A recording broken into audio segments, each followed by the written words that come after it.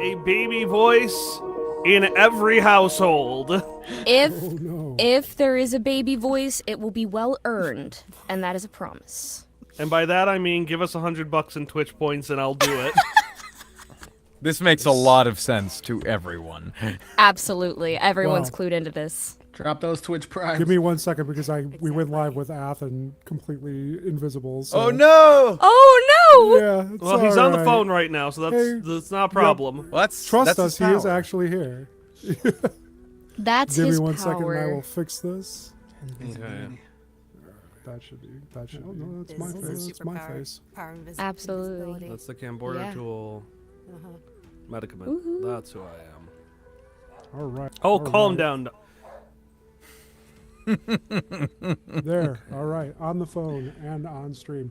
Nice. All right. Welcome. This is the very first intro stream to what will be a new AP from Man in Jumpsuit called Curses. I want to take a moment here to introduce you to the cast, who you've already heard bantering oh so playfully as we joined. Starting from the top left of the screen, we have TJ Berry. At me. Then we have Kyle Decker going clockwise. Kate J. White. Then Athan, still very busy on the telephone. Hanna and Giancarlo. Thank you all for being here. Yes, rounds of applause. So happy that we are actually getting to play now for the very first time. I'm starting my local recording now, so I don't forget. Well, I'm not. We don't need to record this locally. We'll have Okay. 2 videos streams that are going to be out in the wild. And I have no plan on releasing this as part of the podcast. If we do, it'll be just like go watch it here on YouTube or something like that. You know. Sick. Cool. Sweet. So yes, as stated, we are Curses, and let's see. Just want to make sure that we are actually live while I do this. While he's What if figuring that's everyone how out, we... I want everyone to know I made the baby Bjorn for my daughter the other day, and by made it, I mean I just put on the sleeve. And I've seen a bunch of videos of French bulldogs sleeping in them, but mine is too chunk. He's a little bigger than most French bulldogs, and I so appreciate that you tried. we put him in there, and he tried. He did not know what was going on, and he went off. You have to get him a husky-sized Bjorn. There you go. For the big boys. Yeah, get a Extra baby deluxe Bjorn. model. Yeah. It's fine. He's got the rocking chair, and he does What love if- the rug we put in her room. The rocking chair. What if we start every stream with a different person going, curses! Just like, to have like, Oh, knows. as, you know. It's a curses. It's just a flashback of what happened in their life. I was gonna say we could do Yeah. that, or we could just start with, fuck, shit. That's a possibility too. Yeah. That's gonna do mine- wonders for Mine, yeah. Mine was, I was going more for the like, oh, they said the YouTube's thing. gonna- They said the thing, but, As long as you it's know, just Kyle going, so I bet you're wondering how I got here. yeah. All right, what do you guys say? You want to play some Daggerheart? I would like that very Let's do much, it. Let's please. do All it. right, let's do some Daggerheart. I would go. like that very What's much, Daggerheart? please. Pretty Well, please. we're all about to find out, aren't we? Pretty please a helping of Daggerheart. That sounds delicious. Can I have some mean, honestly, it Daggerheart, does, sir? right? Daggerheart, yes, for me. Dagger, I hardly know her. Crumb of Daggerheart.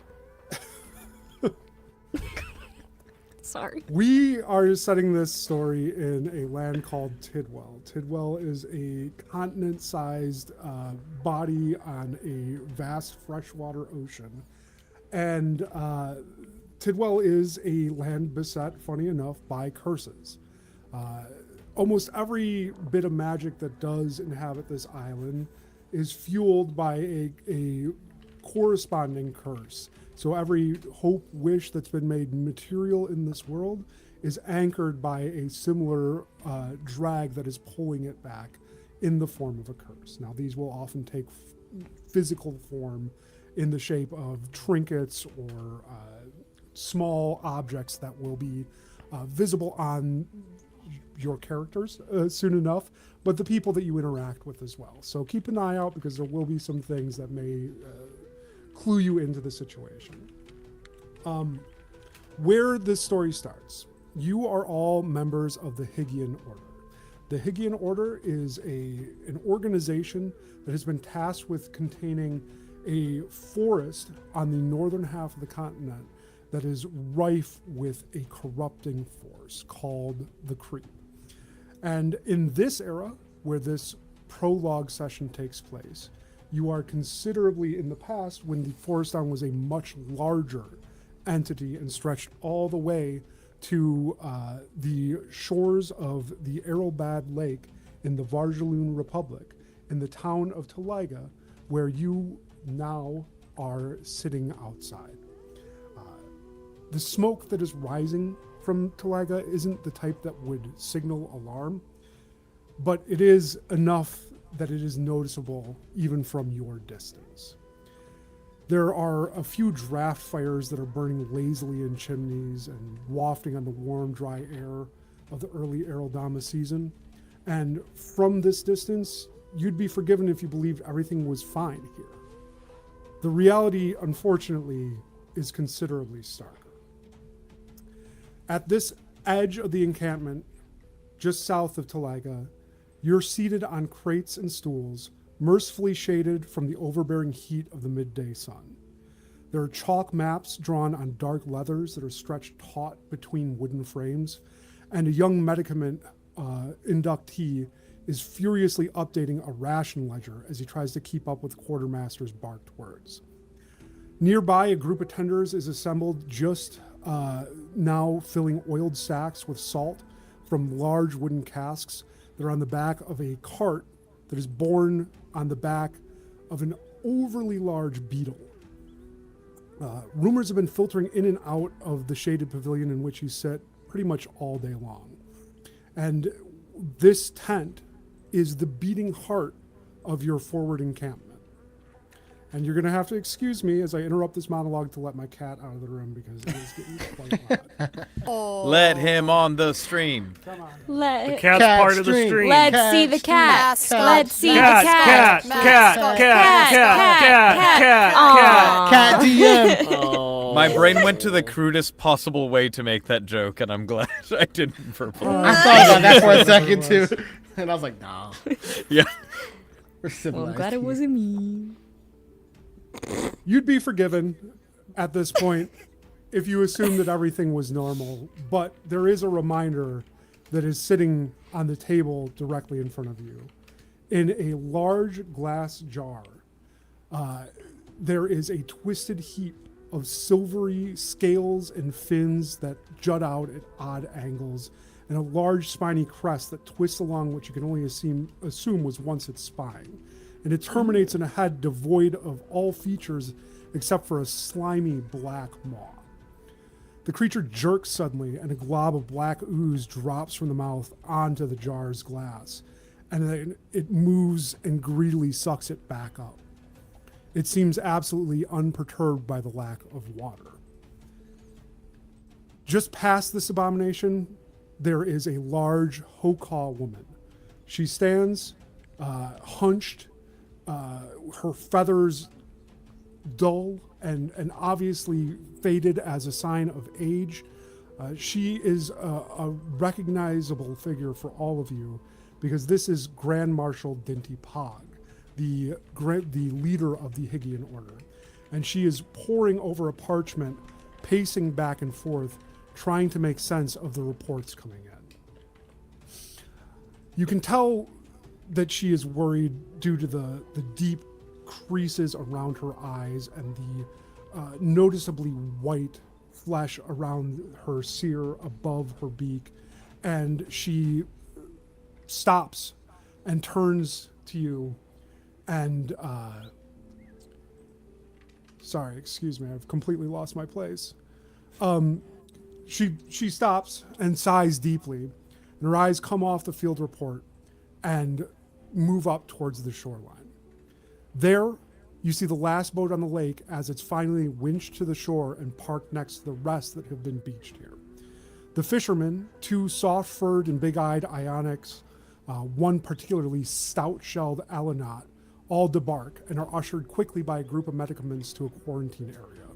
The boat's hold is spilled onto the shore, and with stunning speeds, even with the moisture, it is the hold is lit alight. Here, a mass of burning fish writhes in front of you as the Hygiean Order has lobbed a clay jar into the pile, and it has gone up in a flash. You can tell that they are burning what animals have been taken out of this lake at this point. This whole ordeal sets off kind of a confusingly pleasant smell and burnt grass, a pleasant smell of burning fish and grass that gives it the air of like a cookout at this time. Dinty stops and turns to all of you and drops the field report on the table. Information from Taliga is already becoming unreliable. We know the creep is here. That much is evident. And she motions to the glass vessel on the table, holding that twisted fish. We know that it's been here long enough to start affecting the lake, and we know that we need to evacuate the city. She motions towards the chalk map behind you. Our time is short. As my planning council, I'm asking your guidance on how best to allocate our resources. Please review the reports and investigate. I will need a report from all of you by 2 hours' time, so that we may make a determination. Please keep in mind that every second that you spend being unsure is another second that the creep presents itself deeper into Taliga.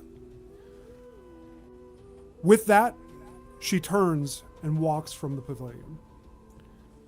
Can you please describe to me what you, as the camera of the scene pans around and focuses on the group of you, I'm going to start with you, John. Give me an idea of Borlak the Unbroken, who they are, what they look like. Yeah, so you see Borlak the Unbroken. He is a Gotling, so this kind of grayish, more pallid humanoid with very long arms that extend down, I'm imagining almost down to like the shins.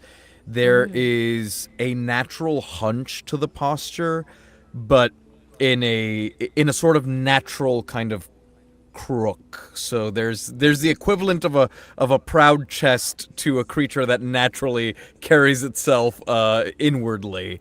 And you see there are burn marks along one of the long limbs trailing up onto parts of the face. There is hardened flesh there, and you see someone that is incredibly tough and yet lean, someone who bears the signs of at least past malnourishment and lack. And one of the eyes, kind of, as the burns end here, you see one of the eyes is fully grayed over, kind of matching the pallor of the skin. And then one of them is more bluish, in very kind of simple vestments, whatever's sensible for the region. And yeah, that's what you see. Sweet.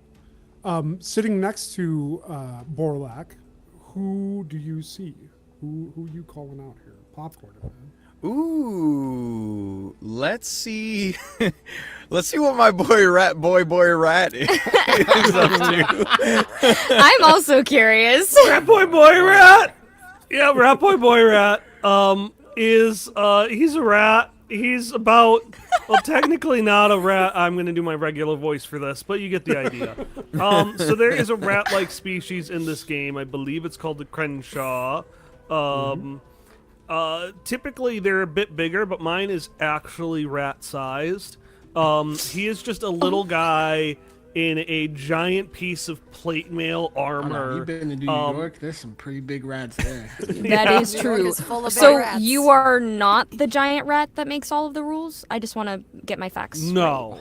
No, Okay. that's why I'm here. The giant rat sent me Okay, here. yeah. Right. Okay. I have a You're bit of his armor. emissary. I'm wearing heavy plate mail armor, presumably taken from like part of a plate mail set of someone who died. Maybe someone whose role I was supposed to be. But it has this shine, and not because it's nice, because it's bad armor. It's like, what am I thinking? The rusting. It's rusting all over the place. It's creaking, or it would be were it not for the unimaginable amounts of slime coming off of Rat Boy Rat. He is just a slimy little rat with plate mail armor and a staff, taking care He has a staff? of. He has a staff, and Is it a chopstick? It can be now. And he is currently watching after, and it's gonna be okay, Larry. We got this. I didn't mean to have an accent. It's gonna be okay, little boy. He is petting his companion animal, which goes like that. It's Larry the land frog, which is basically a dog version of a frog. So like certain dogs, like bulldogs, can be called land hippos. I want you to take the proportions of a frog, but put them on a dog. It's about 3 times my size. I ride it into battle, and I am just carefully petting my friend, who is just as slimy as I am, being like, "We won't let the creep get you. We won't." I'm working on my voice. Well, I'm I glad think that you got everybody's it. taking this seriously. I think you got it. And, This is and John's who's Rat worst Boy the Boy nightmare, Rat by the way. soldier? What, falsetto? No, frogs. Oh no! You're not Oh, fun, no. It's so sad. I can't explain it. It's my only phobia. Frogs. This is a no frog zone, guys. Everybody's got one. Everybody's got It's a different one. thing for Everybody's got All right, Rat Boy. Well, it's more of a dog than anything else. It's a dog true. shaped like a frog, but it does have the frog tongue. Dog shaped like a frog. It's an amphibious canine. Get on it, An fan amphibious artist. canine. That's what I love to hear. It's more a land-based frog than amphibious canine. It's the opposite Okay. way. This thing can't swim. So okay. It can't This swim. thing It can can't only live swim. on. It Yeah. can only exist on the land. Okay. Yeah, like it can get in water, but if it gets in deep water, that thing's drowning.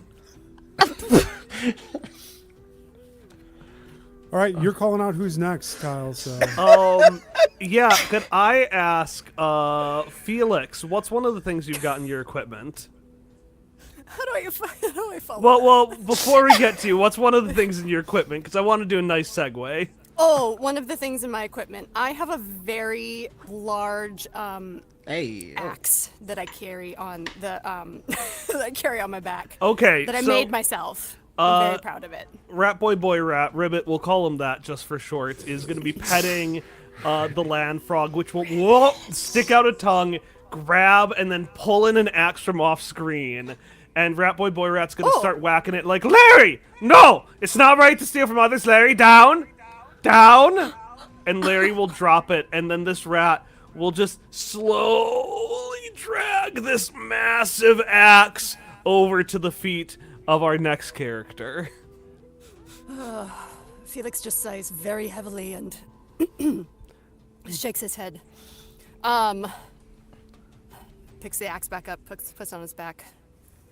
You'd think after all the time that we've spent together that I would be used to this by now, but somehow I am not. Yeah, I get that a lot.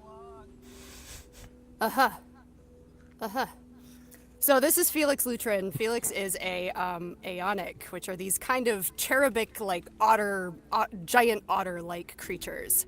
So he has this very angelic otter-like face, but like is absolutely Handsome otter? a handsome otter, goodness. a very handsome otter, like chiseled cheekbones. Like, I don't know, if they The had clavicular of No! otters. bone smashing with little rat. Oh my god, he's Ionic looks maxing! Looks back at an otter. Looks maxing? This is in the Pretty much. past, guys! Okay. Felix Jaw like a is crimson sheen. yeah, he's got like there's a little dimple right here. No, Felix is a very cherubic, like, but also steadfast and loyal and dependable member of the Higgian Order, and he wears full plate armor. He before he was a hospitaller, he was a blacksmith and a metal worker. So he basically like spent the majority of the time before he came in to the to become a hospitaller, like working on this very ornate axe that the land frog has just tried to steal again. Eat. The land frog has tried to eat. Let's make it perfectly clear. That thing's going down that skullet. Borlak will lean over, looking at these slimy creatures, and just give you an eye and go, "I'm not sure it's ever possible to get used to that." I don't think so either. You know, Rat Boy, if you don't figure out how to keep him from stealing it, it's going to end up in his throat. It's going to absolutely cut him in half. It's very sharp. I made it myself. Oh no, Larry! Oh no, Larry! Larry is really he's good. He's just a good boy. He's real tough. He's eaten all sorts of things before. You know, sometimes we'll just you know, and you know, sometimes it's become a landmine before. Like, I found some valuable things in there. That's how I afforded this. He's gonna pull on the plate armor. Just one day it was there. I'm just saying, if one day he steals it and he, you know, slices his esophagus in half, that is going to be your problem. I will not help. Oh, don't worry. I'm pretty sure Larry can't die. That's very unsettling. He was gonna say, looking at Gian's character. Yeah, Borlak is not looking. He's just looking straight ahead. And you see he takes one of his long limbs, which was sitting on the bench, and, like, has presumably gotten slime on it at this point, and just very slowly flicks it out, like, to try and clean the slime off. Ew! All right, Felix, who is not yet included in this back and forth with the thieving dog frog? Frog How dog. do we... Drog. Land frog. Sorry, land frog. That's Land what frog. it is. You know, they exist. Land. It's not really. They're like. I mean, clearly Larry's right there, Josh. I don't know what you're confused about. It's Yeah. a land We frog can see dog. him. He's I don't right know what there. to tell you. Exactly. Okay. Felix is going to sort of sidestep some of the slime and walk over towards Asira. And you see first off, you see that she has her back turned to everyone as she is admiring and observing the flames. And you just hear, if the land frog swallows the axe and gets his esophagus cut in half, then it must be the will of David. As she is a very devout Davite. And you take in this spittle-tusk woman. She towers over almost everyone else, but you can see that what was once a proud, natural posture has become slightly hunched with age, but her neck is the most striking feature, as it is at least, I'd say, like a foot of her height. Her eyes are a striking blue and they're slitted, and her purple scales go into orange frills and spikes at the end. Around her jowls, she's got a little wrinkly scales, but you know if you pull it taut, she's still very muscular throughout her body. And she just observes the land frog and the rat boy rat that is chasing the land frog, and just with a subtle fascination, will just be having her quarterstaff trying to get the frog to chase it around, as she is like, "It is hard to believe that David would think of such a creature, but I must imagine that there is a reason you are here with me now, and I must trust in him." I don't know if anyone has heard, sometimes French bulldogs can get to a point where like they can't breathe. And they have these Yeah, it's Larry the land frog is doing that right now. And it you just- see, Awesome. Charming. like a scientist that is experimenting on something, her head tilts very precisely, like she is not in constant motion, as she does what she just did to make that sound come out of the land frog, to see if it happens again. Does it happen again? I think it would be very funny if you tried to help the frog and the frog did not care about you, so no. That's so fair. What a And way to she, phrase that.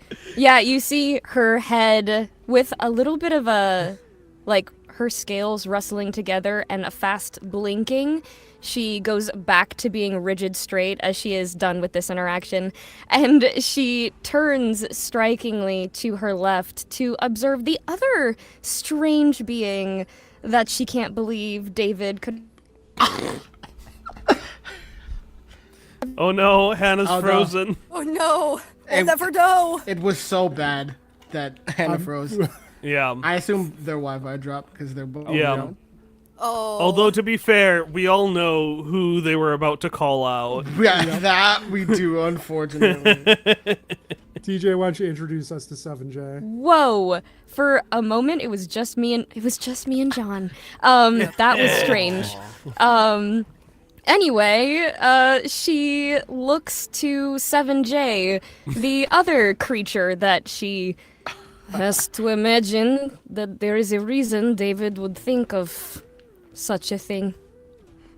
Yeah, so what you can see is something that has obviously been clearly sedated currently, and with his arms kind of chained together. I like to describe him as a fucked up looking red panda, but it's actually more of a combination of maybe a koala bear, a bat, and a French bulldog with little like anglerfish antennas coming off the top. With 4 arms. You don't quite know what you're looking at, but all you can think in your head is this is an abomination. With patchy fur, and you can kind of see like burned into his chest like a little 7 and then a J that kind of looks like a T coming across. And he's kind of just like sitting there, kind of like taking in everything, like growling under his breath a little bit as he's trying to get out of his daze. from whoever sent him there. He's also like slightly chained up, so he can't really run anywhere at the moment, and so he's just like lulling his head and going, kind of blinking in and out. So I gotta ask then, TJ, is this thing like already creep touched? Has it gone Yes, through some so kind of, like, he change? is very much an experiment done by the Ethereuments to try to combine some of the ancestries of the people around and things of the creep as a way to, fight fire with fire. So they send this creepy creature into the creep kind of thing to bring things back so that they can experiment and research. Kate's face, that entire description was gold. Kate, he looks Look, like Larry, it's one of your cousins. This is what Stitch actually looks like, not what Disney has done for him. God. Before he Disney got is the the Disney money facelift. to, I was just gonna say, yeah, before he started looks maxing, because we That's what established people- that's a thing people do here. People in the world Maxing. see him Yes, as I have heard of this. whenever they look at him. And then he sticks his tongue out and he starts digging his nose a little bit. Oh God. All right, that leaves only one of you. By far the most fucked up. Why don't you describe Chad Newton for us, Athan? Yeah, so you see off in the close and near far distance, this towering, just human figure, real broad shoulders, real wide, real strong, of Chad with his back to you. If you get closer, you might notice that Chad is in fact not that. Chad is wearing lifts, and it doesn't quite fit in his armor. And he kind of is just taking up a lot of space in there. But Chad is really, like, he's just trying to he's trying to look big. He's gone like 3 sizes up on everything. So And he's talking Chad's like looks this. maxing. Chad is actually looks maxing, which is fun. because Okay, that's what I'm glad so we Chad's- I'm glad we established that. Chad's very clearly, he's got a voice, but he's like, that's not his actual voice. He's doing like a Pirates Opera thing, you know? Like, he's trying his best he's like, I'm ready for big boy adventures too, guys. So excited to do big boy things. You know, the more you say you are excited to do big boy things, the more I think maybe you are not big boy. See how big I am, though. Yeah, that's crazy. He said that. Borlak Asira looks just like, yeah, go ahead. Borlak looks at this interaction, looks at Felix, looks at Chad, looks back at Felix, and leans into him, Felix, and goes, "Chad, are we cooked?" Oh my God! You see, Asira, similarly to when she was observing the land frog, tilts her head very precisely and pokes at a part of Chad's armor that is very clearly not it goes all the filled way in with through. real It doesn't muscle. hit Yeah, anything. and she's like, "Yes, very big. Good job." He's like, don't do, I mean, ow. Felix Right. claps his hands together and starts kind of walking through the center of the group and says, "All right, everyone, 2 hours, not very much time. Seems like we have a lot to do, a lot Yes. of information, and a lot of things to review." To that end, on the table, dropped by Binti Pog, the Grand Marshal of the Hygiean Order, is the sheaf of field reports. And there are 4 that are highlighted prominently, and all of them are marked as conflicting. As you pull these apart and look through the files, you see that there is a report from Shoreline Road from a tender patrolman, and it reads as follows.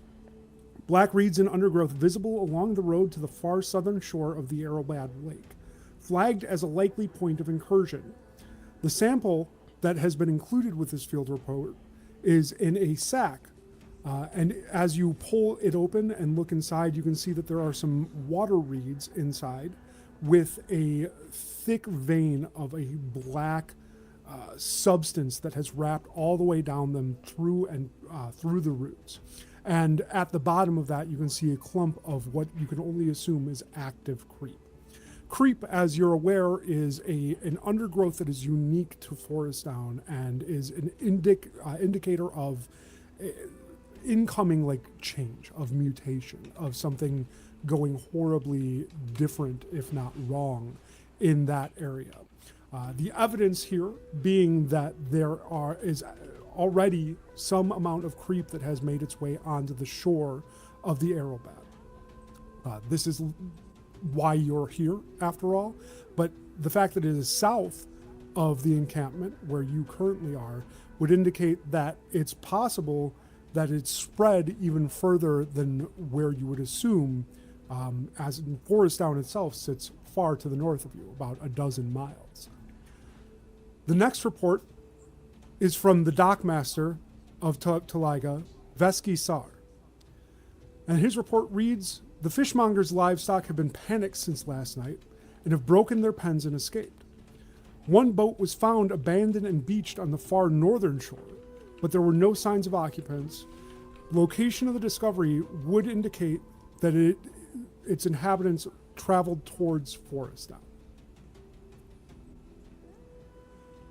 As you would know, it is typical for those who have been affected by the early stages of the creep to feel a draw to move deeper into the source, deeper into Forest Down, where many people that have been subject to these types of curses find themselves ultimately never to be seen again.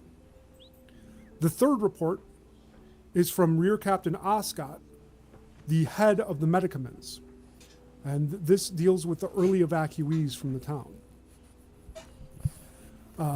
Early evacuees from Taliga are mostly what you'd expect. Panicked residents, concerns about possessions being burned.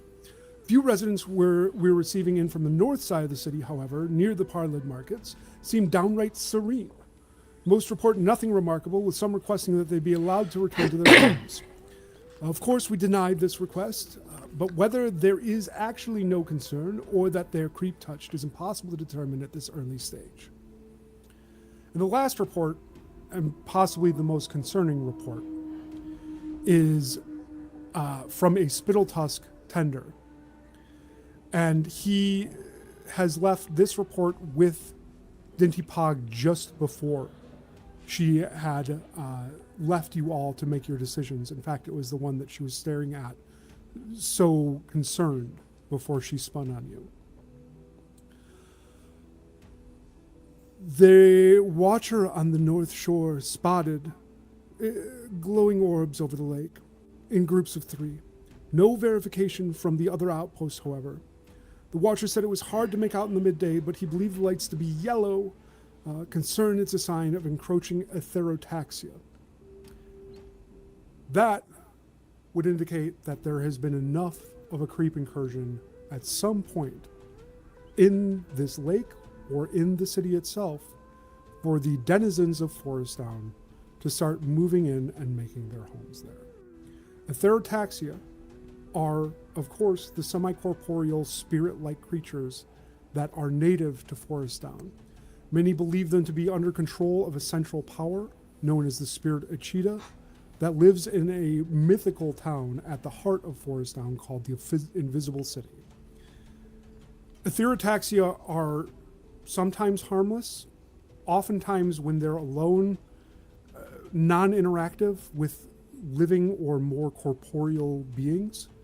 But as they aggregate and become more populous in an area, the danger rises correspondingly. The fact that you are seeing them grouping already and with a yellow light as opposed to their pinkish hues normally would indicate that something has them agitated. You have these 4 reports, and you have instructions from Dinty Pog to figure out which of these are the most concerning.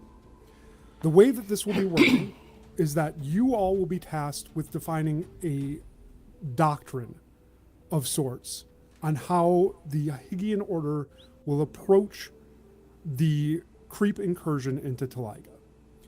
That means that it will be up to the 6 of you, capable as I'm sure you all are, between the boy in oversized armor, Yeah, the why? land frog, the simian monster. Is there any doubt? The adult. Okay, There yeah, shouldn't be. quick thing. I'm 43 years old, so I'd like some respect, please. The boy I'm rat also your name 40. does. I'm He is also Boyathart. 43. He is simply Yes. Boyathart. I got the Boy, rat yeah, boy but- name when I was a boy, but I'm a man now. Never thought to change Have it. you thought about changing it to Rat Man Man Rat? Rat guy. doesn't roll off the tongue. That is guy. fair. The Yes, threatening aura about that name, I gotta say. That's his cousin. He doesn't talk about that side of the family. See, I was gonna say that's when I become a villain at the end. He fully It's transforms. just reminding me. Well, literally, SpongeBob. It's Barnacle Man. That's why. Yeah. Yeah. Anyway, You are going to start with 6 total points, and these points are going to be distributed into different buckets, essentially. You have 3 buckets: containment, evacuation, and strike. That's going to shape the posture of the Hygiein Order and how you approach dealing and ultimately removing the creep scourge. Yes, Athan. I propose we put all our points in strike. Well, let's. I What? think No, by these are investigating. these are creatures. They're weird creatures, but you know they're beautiful in their own way. I'm gonna say just slowly backing away from 7J. He looks up to you like he grins at you, and you just see like razor sharp teeth. Ah! I'm gonna hide behind Larry the Land Frog. The hope of the structure of this is that you will investigate some of these claims and determine which are the most worrisome and shape your response accordingly. What we will do is when we start the second half of this after our break, the decisions that you make here in the first half based on these investigations will shape how the second half of this encounter goes. Meaning that if you choose to contain things based on what you see, then you may have less issues with creep spilling out or etherotaxia ending up in the encampment, perhaps.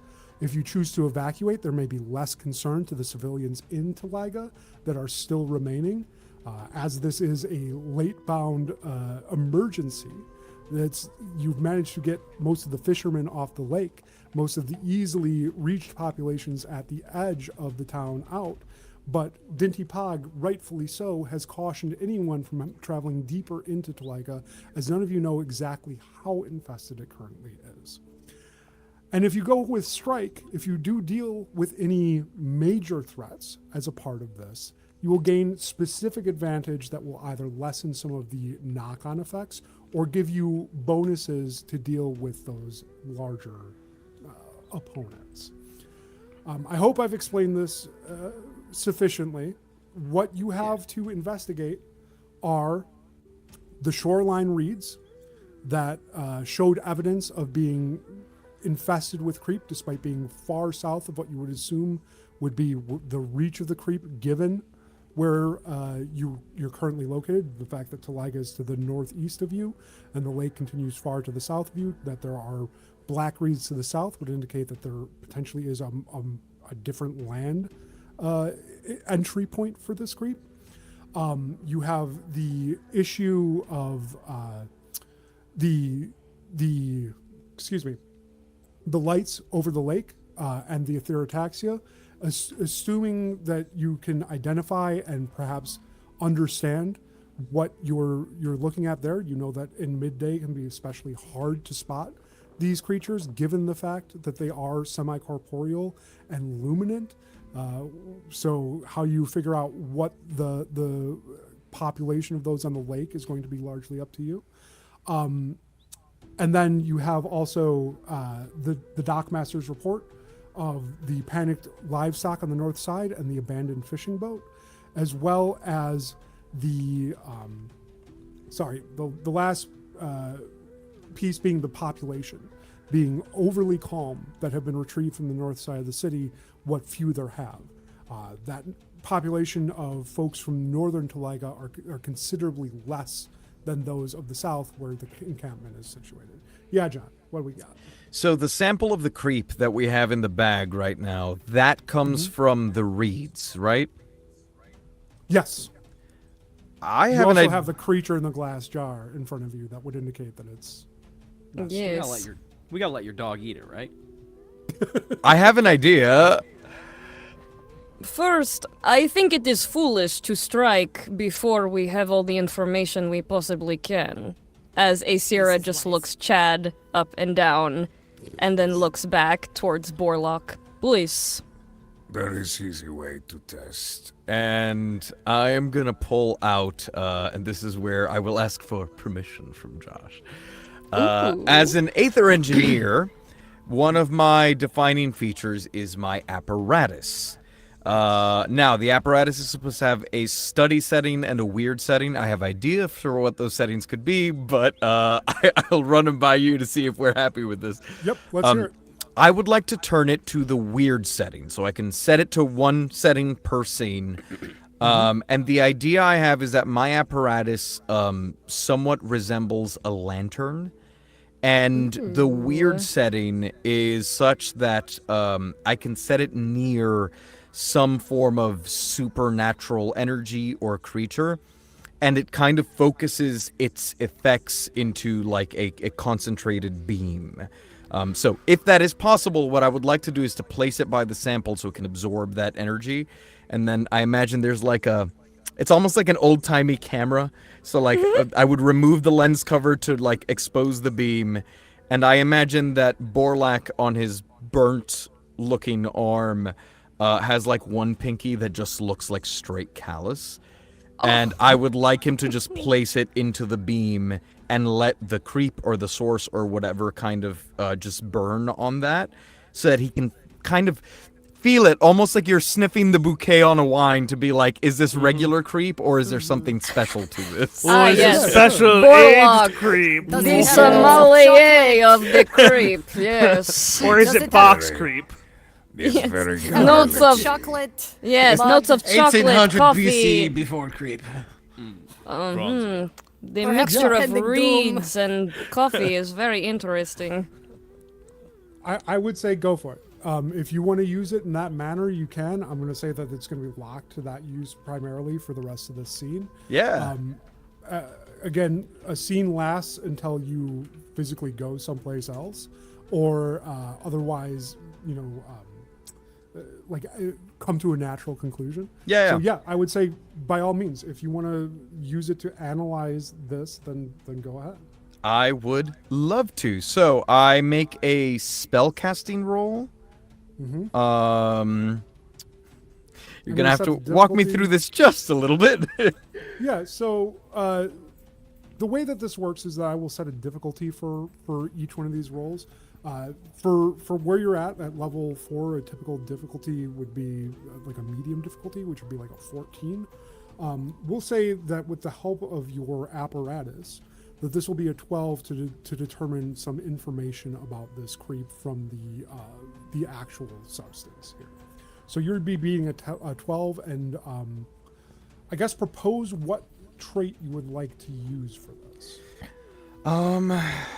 I feel like because this is not necessarily like studying a definable thing, this is the creep, which is, supernatural by definition. This feels like an instinct almost. I would accept an instinct. I'd accept knowledge too if you wanted to use it. Then I'll take knowledge because I'm one higher there. Okay. I was gonna say, if you want instinct, I can just stand up on the jar and look at what you're doing. Actually, that's a nice flavor anyway. I'm gonna do that. And if I can try and power game this just a little bit. So you have experiences that you're allowed to use. I don't think this is jury rigging because I've already made the apparatus.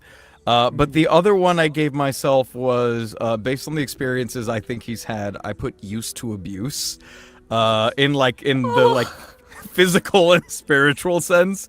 I think kind of like feeling the pain and like not being overwhelmed by like the oddness of like the effects of a curse or a creep and being able to remain level-headed and like distinguish the notes. Would you allow that? Yeah, I'll allow Sweet. it. You'll have to spend a hope to use it, but yes. Okay. So I have 2 hope, so I will go down to 1. That gives me an additional +3, so let's see. That is a natural 12. +6 is an 18. Okay. Wait, +6? What? So the 3 for the knowledge plus the 3 for his experience. Correct. Damn. Yep. Okay. So, with an 18, you can tell immediately that this is a pretty well-established creep. Okay. That the creep that is present in this reed is the type that would typically support etherotaxic life. The density of it and the fact that it is down all the way to the roots of the reed would also indicate that it's been there for a little while. It doesn't necessarily mean it's been like days or weeks, but it's at least in high enough concentration that it's able to push through the soil and embed itself alongside the existing plant life. You would assume that given a couple more days here, it would completely supplant it, and the living tissue there would be replaced by the kind of questionable whether it's living or not creep. But the fact that there is still living plant life here would also tell you that you have arrived here at a point where it's not fully taken hold yet. You don't really have any samples from this part of the city to determine whether it's more or less dense here. I guess what are you looking to determine? I guess what more so than it's how entrenched it is. I guess the idea is like, does this feel especially potent? Like, is there anything that just like gives me a bad feeling as far as like, oh, that's nastier than usual? Or does this feel like something that we can maybe take like somewhat established measures to contain? How long has Borlak been in the Higgian Order? Ooh, I would say he's been in here for quite a few years. Borlak has been through probably 3 distinct phases of life, each of them lasting several years. I think as far as the Higgian Order, maybe the last 5 to 10 years, depending on what you feel is appropriate. That works. It's entirely up to you. This is a fantasy world, and you get as much ownership of it as I do. All right. Sweet. So Then 5 let's to 10 years? split it down the middle, 7.5 to the day. Okay. So here on his 7.5th anniversary of joining the Higgian Order, this is one of Congratulations. the worst. Why did y'all The just worst drink creep. in sync? Yeah. Are we gonna not fucking address what just happened? What just happened? What? Was We need to talk about it. Hold Sometimes on. we say the same things too. No, we I don't know both just why. Boom, boom, at exactly the same time. Run it back. It was, at like, me. it was choreographed. There's no way that Literally? was not choreographed. Literally over Grab the the tape. weekend. Over the weekend, one of our friends was like, "Give me a name," and we both, with our chest, were like, "Jared," at the same time. I don't know what to say. I don't know what to It tell was you. Same hand, same motion. Two bodies, exact one same time. brain. I'm so sorry. That blew my entire mind. I didn't even notice because I was looking at my glass. Face, I was like, cool, I didn't imagine that. That was fucking insane. No. That was not a mirage. It was, in fact, a real thing. Hashtag goals. Yeah, hashtag couple goals. Holy shit. On your 7.5 anniversary of joining the Higgian Order, you would say that this is one of the densest creep for the amount of time it's been here, for as thick as the creep is on this reed, and given the fact that it's not completely subsumed the plant itself yet, this is bad. This is what you would consider a full-blown like incursion. The creep has escaped the bounds of Forest Down somehow, inexplicably, and despite there being no evidence to the north of the city, where you would typically expect to see it in a trail from Forest Down as it pushes out to expand, it's instead seems to be very concentrated in this area in particular. Where you would have marched in with the Higgian Order to arrive at this encampment, you would have been coming from the west. You would have approached through the area where you would expect to see some sign of creep there, and so we lost them both. Oh. Come back. I will hold the rest of this description for their return. Yeah, you want so me to it's- just it's be what- like, it's- what did we hear him say under his breath that was actually very loud? Ah, I see. This is what's going on. What were you Well, saying, hopefully they do join. This is an incredibly bad, an incredibly localized creep infestation. So, given It's coming that, from the lake, right? well, it would seem possible. I'm saying that to the Based on group, that actually. I guess I'm more saying that, like, Gotcha. so, like, it's coming from the Well, lake, yeah. right? Potentially. I mean, we had because we at the beginning we had the fish thing that was barfing up goo, right? Yeah. That's what was happening. Okay. We had the boat that came with the people that were like kind of rushed to quarantine, and then we firebombed the fish that were coming out of it.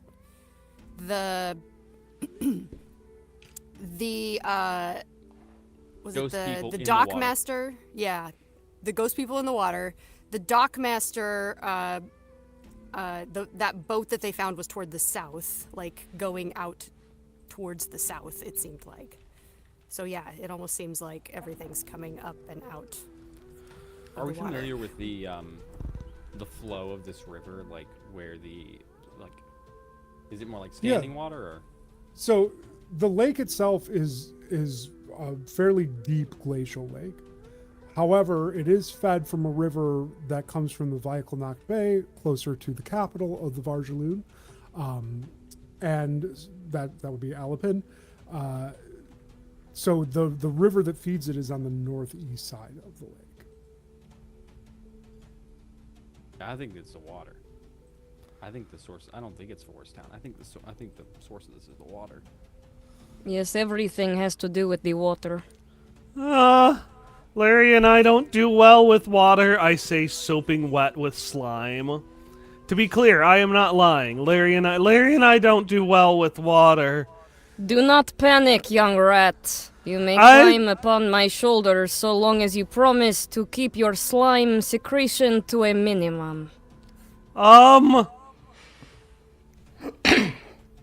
No. Okay. Wait, how close He's are we to gonna the water? say even more slime coming off, but he will jump up, and then Yeah. you'll hear, "Brrr," and the land frog will jump up on your other. It'll try to jump up. It'll hit your back, slide down, and then try scrambling up. She will take one of her long, slender arms and just pick it up and place it there. And her posture has not changed, but she will just again try to poke the thing to see if it'll make that same sound it made previously. Out of nowhere, teeth will show up and it'll nip at you. Larry, no! Bad! And then her tusks come out at the same time and she hisses back. How close are we to the water? You're a good 100 yards from the water here where the encampment is. You're close enough that you can see what's been dragged up onto the shore, which is mostly a bunch of abandoned boats right now. And you can see the makeshift encampment that's been erected relatively close to the shores of the Arrowbath Lake there. But the tent in the pavilion, really, in which you're sitting because it doesn't have walls, is quite a ways back from the shore. Okay. Can 7J swim? We can find out. Probably. Yeah, let's see how that goes. If you're really curse afflicted, can we just kind of buoy you out there? And Just like It it all is in. Yeah, the question Possible. is, what can't 7J do? Exactly. Please, My we need question to know is- its weaknesses. Didn't you say you were chained? Did I make that up? Well, his hands are chained, but he's also an escape artist. So It's a formality. Right. this is more for your benefit than his, you know. All right. Based on, if you missed it, John, based on your investigation into this, you did get the key piece of information about the report from the shoreline. With the sample, you were able to determine that there wasn't enough indication of creep on the way from forest down to the lake. Yeah. And the fact that it is that dense at the shoreline would indicate that the lake itself may be a primary source of where the creep is coming from. If nothing else, I say the lake requires more investigation.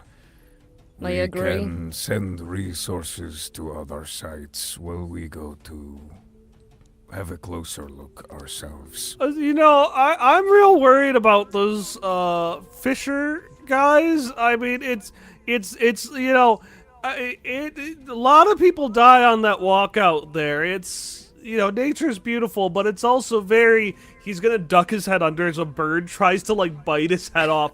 It can be dangerous at times too.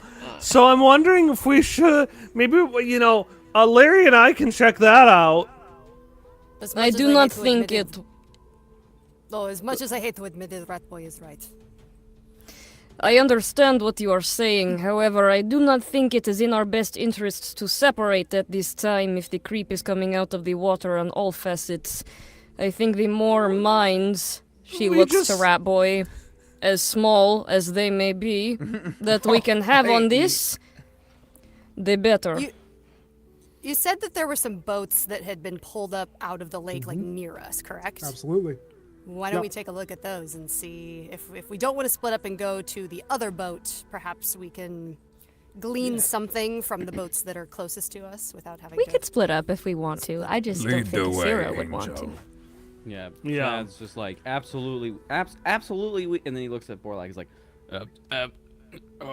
Absolutely, we should all totally we should stick together and go to the water probably with the boats.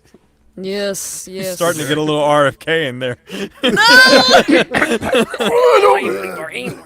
no, we should go to the. Why are you talking like that? They're You putting have creep something- in the water to turn the frogs gay. No! No. Do you have something stuck in your throat? I don't understand this. I've always thought like this. No. All right. Asira just starts walking in the direction that we decided we were going, and even with Ratboy and Larry on her shoulders, she is still walking like very rigid posture, albeit slightly hunched, very comfortable for them, and she I'm so stays perfectly straight as she uses her staff as a sort of walking stick to get over there. Yeah, absolutely. 7 days. Ooh, good. So you're all heading over towards the boats? Is that? Do I understand correctly? Yeah. 7 days gonna break his chains as he's starting to wake up to like follow. And he's gonna like crack his Awesome. neck and then he's gonna climb on top of John's character. I have to assume this is a pretty common sight now at this Yeah. point. Yeah. To turn, Yes. chain you down. and keep I don't know going why we miserably. still chain him at this point. He always breaks out. It doesn't make any sense. It's I look like at it. formality, really. at this Yeah, point. I feel like it is We're just nostalgia wasting the mostly. government's money, like in. I mean, if you have government funds that you can spend, why not? You know. You guys look at are Sarah. like I technically the motion that. government when it comes to this. Just so I you're aware. am the government. But We have funds. We might as well spend it. You guys are getting paid? You approach these boats, and there are a number of them that are just lined up, now kind of rocked over on their keels. What are you looking for specifically? Because they're of various sizes and builds.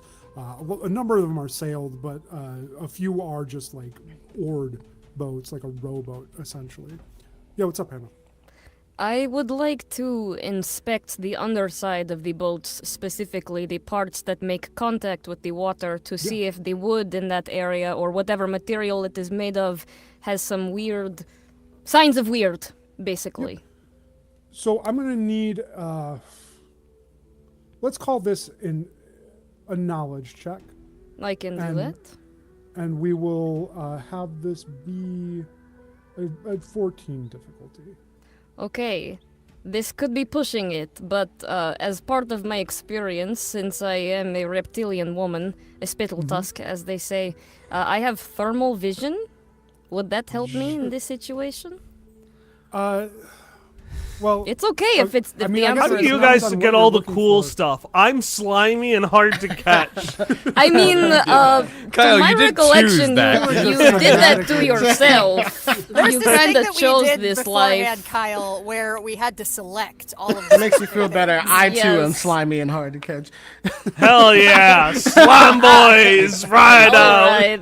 If it helps I'm at all, just- Kyle, I'm also very slimy. Hannah, it potentially could help you, but I need to know if are you looking for like animal life that's attached? Because the theotaxia don't give off any type of heat. Right. No, we can go without it for now. All I want is a Okay. preliminary look at it.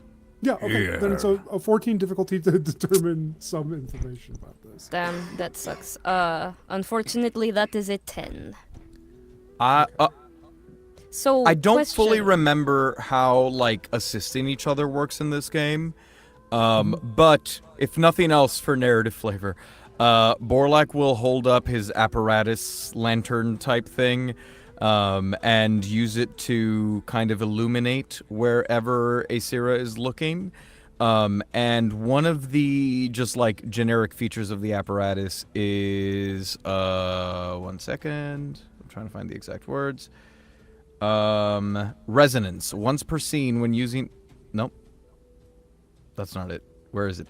Basically, it lets me know when supernatural things are nearby. I'm trying to find it on my sheet. Interesting. I know I didn't make that up. I know I didn't make that up. It's here somewhere, I swear. believe you. It is. I think that's one of Does- your subclass features. Yeah. Does creep burn different than? Yes, you would know this. You would know that creep burns considerably different in a I lot have of an idea. very bad ways. It hits different, as they say. Oh, supernatural feedback. When supernatural or magical phenomena are nearby, the apparatus vibrates faintly. Yes. You always know if there's active supernatural. So if that is in any way assistant, I just wanted to throw that out there. So yeah, if you did want to assist, you'd have to declare it before Okay, the that's dice fine. are rolled. You would spend a hope, and you would basically give her advantage on the roll. Sorry, Hannah, you would then add a d6 to your duality die, meaning that you roll that at the same time as the two d12s, and then you take the result of all three. However, in order to do that for them, you would need to have that done prior to that roll being resolved. So Why don't we just For, light this for boat on your, well, for your, hold on, we will get there, Athan. fire? Okay. because I failed a roll, so obviously I think there is something specific Something that has to happen. happens. Yes. Oh no! It's not. You're checking things out. You won't get a piece of Okay. information. It's Because not I know something there's bad the that's failing with fear versus failing with Yeah. hope kind of Did thing. you roll with fear or hope? So, okay, when you fail, it is still which one is the higher one, yes?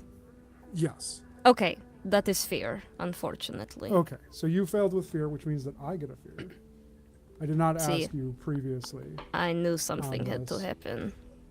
I would like to say in my headcanon, it is because Ratboy and Larry are on my shoulders, and it's distracting, to say the least.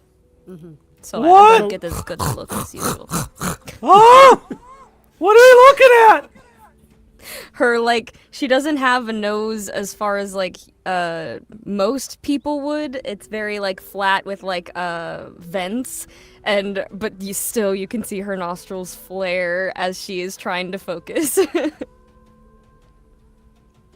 Okay. Is this what it's like to have children?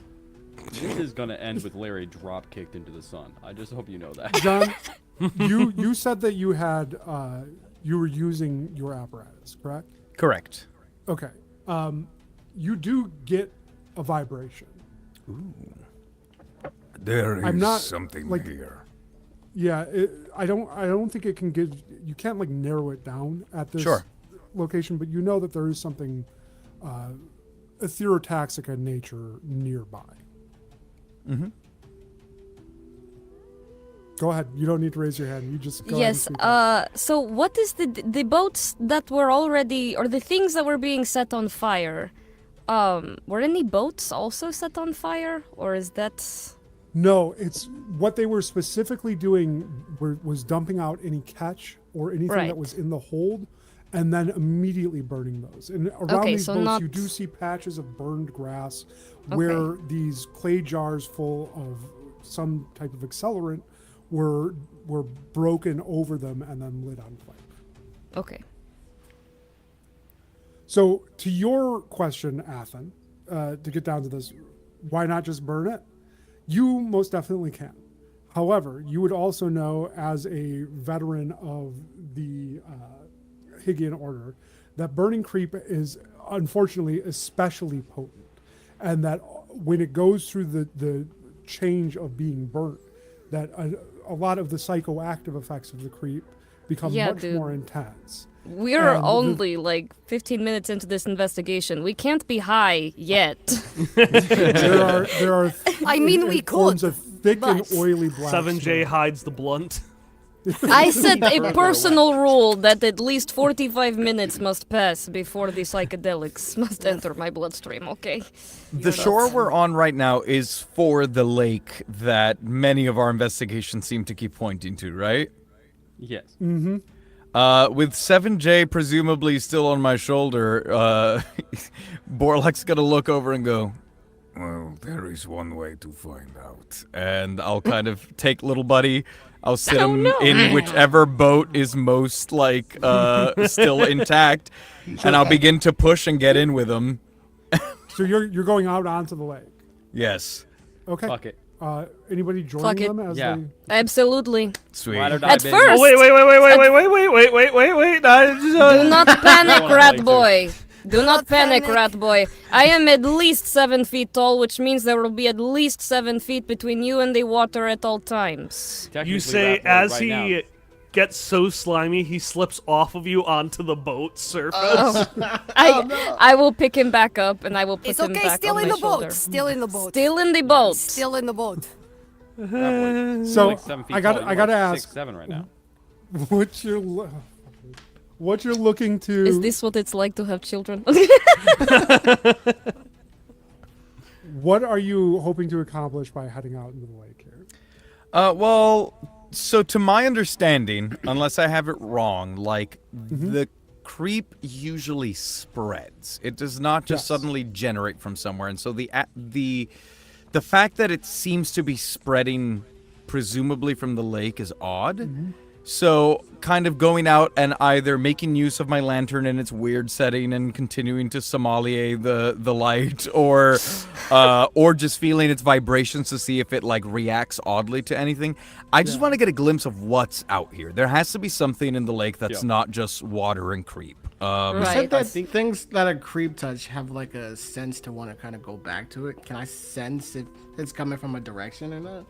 Ooh. We should have Yeah. taken that thing in the jar. It could have basically been like a homing beacon on where it Go came grab from. it. I wait. And I'll pull Okay. out a little snack for some people while we wait. While you And- were Sure. Yeah, Aesira puts her hands on Larry. I keep wanting to say Land Frog. I'm so sorry, Larry. On Larry and Rat Boy Boy Rat, and carefully steps out of the boat and checks, like with very almost like imperceptibly, like her reptilian eyes flit to both sides to make sure they're not panicking before running off to grab the creature in the jar.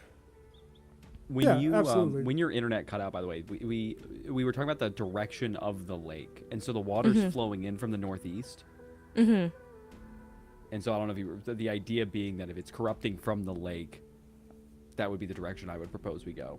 Northeast. That makes sense. Northeast. Yeah. That's going to take you into Taliga if you go northeast. You are situated southwest currently. I mean, we're in a boat.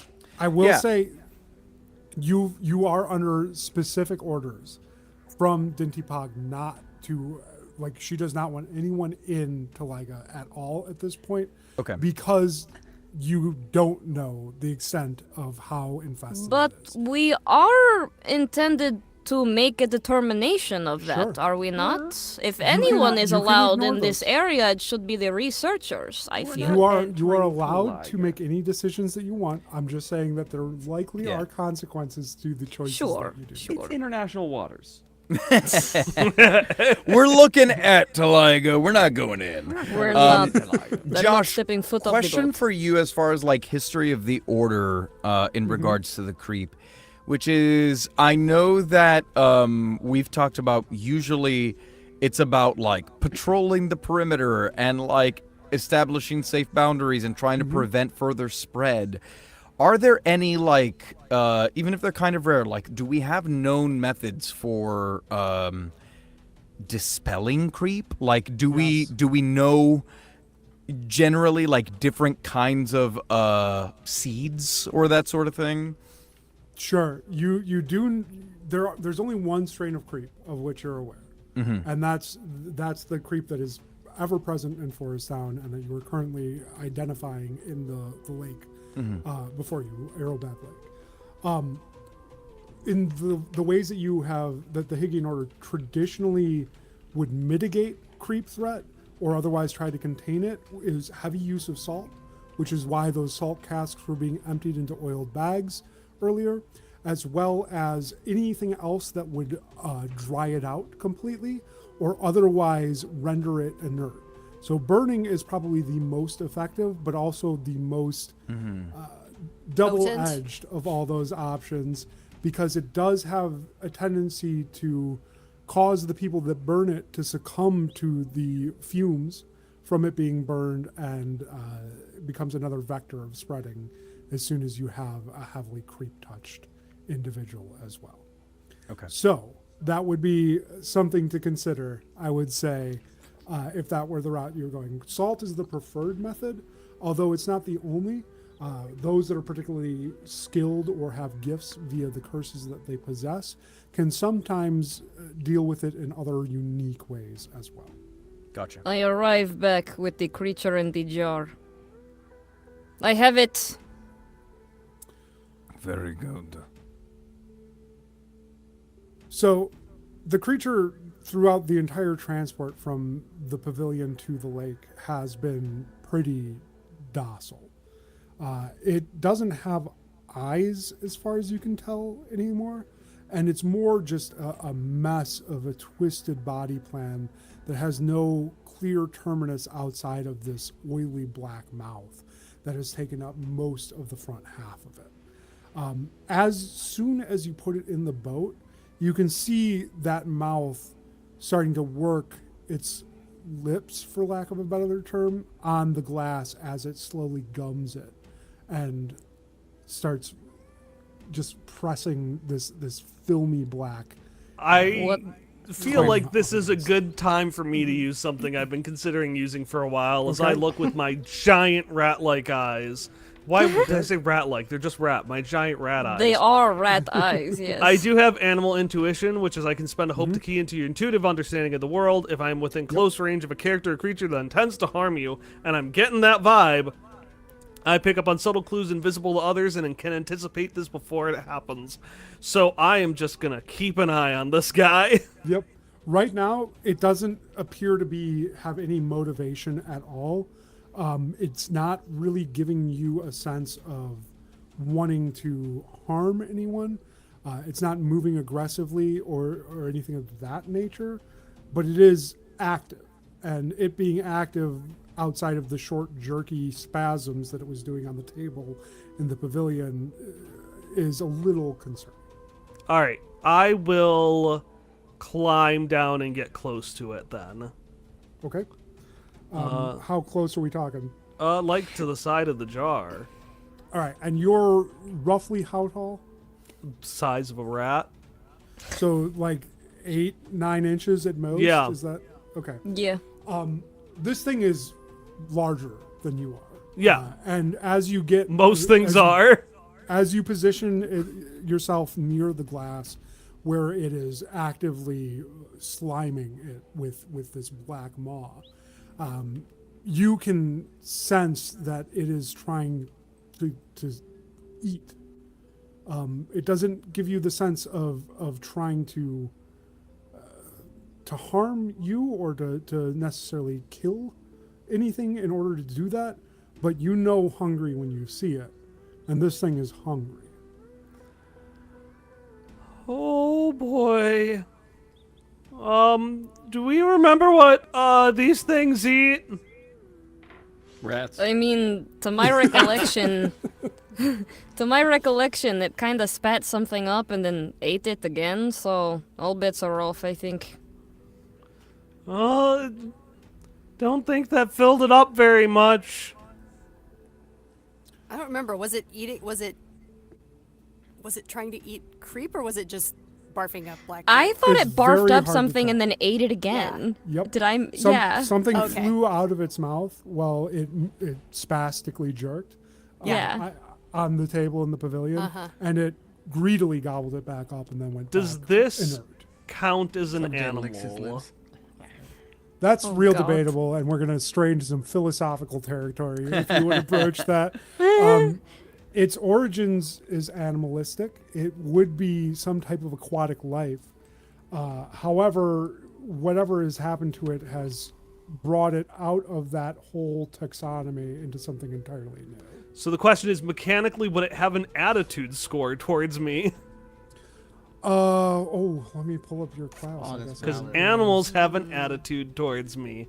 And I want to find something using my intuition, pick it up on my dual staff, and get someone's help to, like, Yeah. feed this thing. So let me take a look real quick here. I'm going to animal whisper the shit out of this thing. It's going to be our new best friend. Yeah, this thing has a neutral attitude towards you. Okay. Yeah, I want to look around. See, you know, this was a boat. They had things on it. I want to see if there's something I can feed this thing that looks relatively harmless. I will pick it up with my, like, staff because I don't want to touch it Yeah. directly. Well, there Yeah, could be absolutely. a fishing pole and a fishing hook, no? If these are fishing boats. I'm not sure. Oh, maybe they didn't. Maybe they left some of the fish. I don't know, maybe. Or bait You- or whatever. You would believe that the Higgian Order, as thorough and competent as it is in this age, likely removed anything that would have been in the water from inside this boat. But if you give me a roll, and this will be an instinct roll, Yeah. I'm going to set the difficulty at 16 because this boat was previously quarantined and cleared, to find something that might serve as food. Okay. Or, barring that, you could get creative. All right. No, Cut off a I'll finger maybe, or look- jump in the jar yourself. absolutely not. I'm using my instinct to. I feel like detect, observe, or investigate. Okay. Because I'm like sniffing around, so I'm gonna Yep. get advantage. So remind me of the dice system, since So this is my the first. way that you would roll. work advantage, if you go up to your character sheet and you click that dice icon under instinct, it'll open up a little side panel there, and then you would Uh-huh. click the advantage button, and then you would click roll. All right, and I'm rolling a D12. Yeah, it's already preloaded with the dice to be loaded if you use the character sheet. Okay, and my modifier is +3, and you said the difficulty Yep. is 16. Yes. So you would make sure you hit that advantage button and then roll. Good luck to me. Big money, big money. No whammies. Oh, No whammies. I get it. You combine them. My hope's 11, my fear is 7, my total is 27. 24 plus a 3 modifier. Okay. Oh, Yeah. wait. You combined them? Oh, you didn't know this. I thought did you just not- took the highest of the two, Nope. and that defined a fail or Definitely success Past with that one. earlier I'm just roll. reading That's where okay. it says total. That's okay. Yeah, Okay. this is why I built the character sheet for all of you. I understand now. Apparently Sorry. We're not showing the dice overlay though, which is a problem. Weird, strange. I wonder if I roll dice if it'll show up.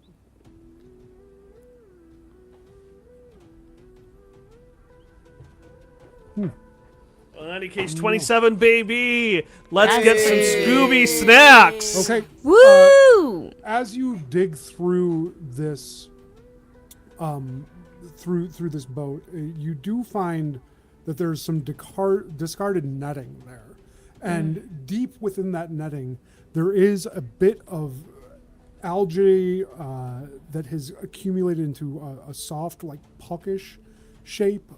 It's like slimy, globular, and somewhat dried out from its time out of the water, but it is discernibly food as you give it a sniff. And at the center of that algae, as you start pulling at it to determine its edibility, you do notice that there is the head of one of the bait shellfish that the previous tenants of this boat, the owners of the boat, had been fishing with. Well, it's no pata, but it'll do. I pull it out. I'm like, Larry! I make sounds towards it and start, like, communicating in this animalistic language as, if it's alright if I can describe this, I want, instead of asking someone else to help, I feel like Larry and I have such a bond. I want him to come down, pull off the cap, I drop it in, and then he puts it back on. Sure, Okay. absolutely. So that's going to be what we do. And now be easy there, little fella. You drop this into this jar with this strange fish creature.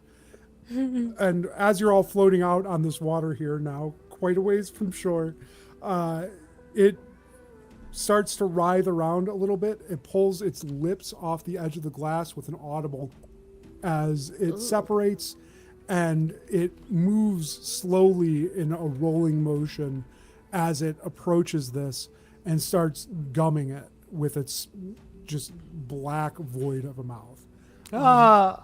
It spends a couple seconds doing this before it rejects it and kind of turns back and affixes its lips to the glass again. Guys, I I have an think it idea. likes to eat creep.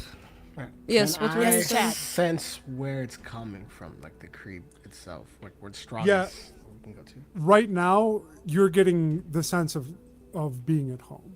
Like Wow. you get a sense of being pretty. You're relaxed here. You're feeling good. You feel like the choices you've made in life have brought you exactly where you need to be. Yeah, are we sure it's this or the blunt he had her earlier? Only time will tell. Yes, Chad, you were saying? I have an idea. Okay. It's here, Chad. Creep afflicted things go towards the origin point, right, guys? Right. Why don't we just like? Your voice is different. Why? I'm sorry. so, creep afflicted thing. Creep afflicted things Whoa. go towards the origin point, right? Right. Correct. Why don't we like? Hear me out. Hook this guy on like a fishing, on like a hook, and like, kind of put him in the water.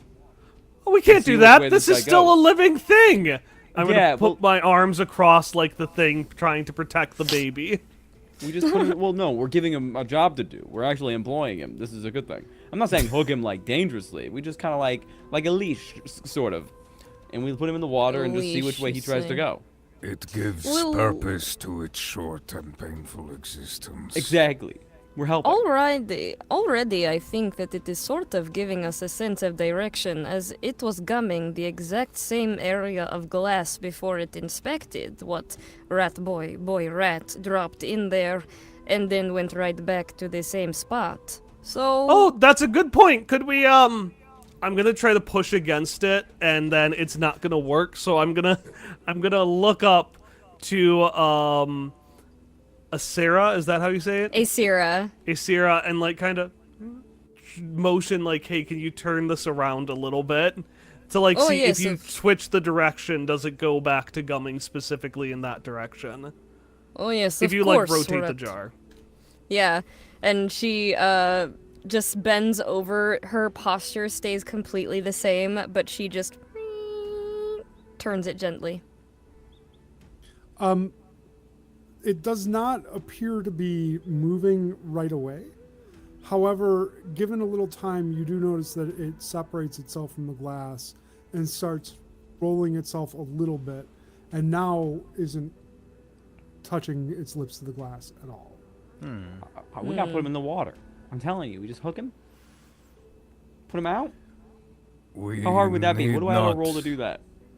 We need not release him. And like, if we take some string or something, we could presumably tie it around the jar, and it can like bob in the water and like still. Yeah, absolutely. Yes, I'm worried that is. Do we think that if the water's afflicted, if he's, I feel Well- like he's weakened right now. What I am That's why he's worried going slower than about before. is that touching this creature to attach the hook, as you say, could affect any of us. It is the same problem. Well, we don't have to touch him, but yeah, we could get him out. I trust him. You're a good boy, right, Archie? I'm gonna say petting the side of the glass. Did you Are give you him a name attempting to already? influence this thing? Sure, why not?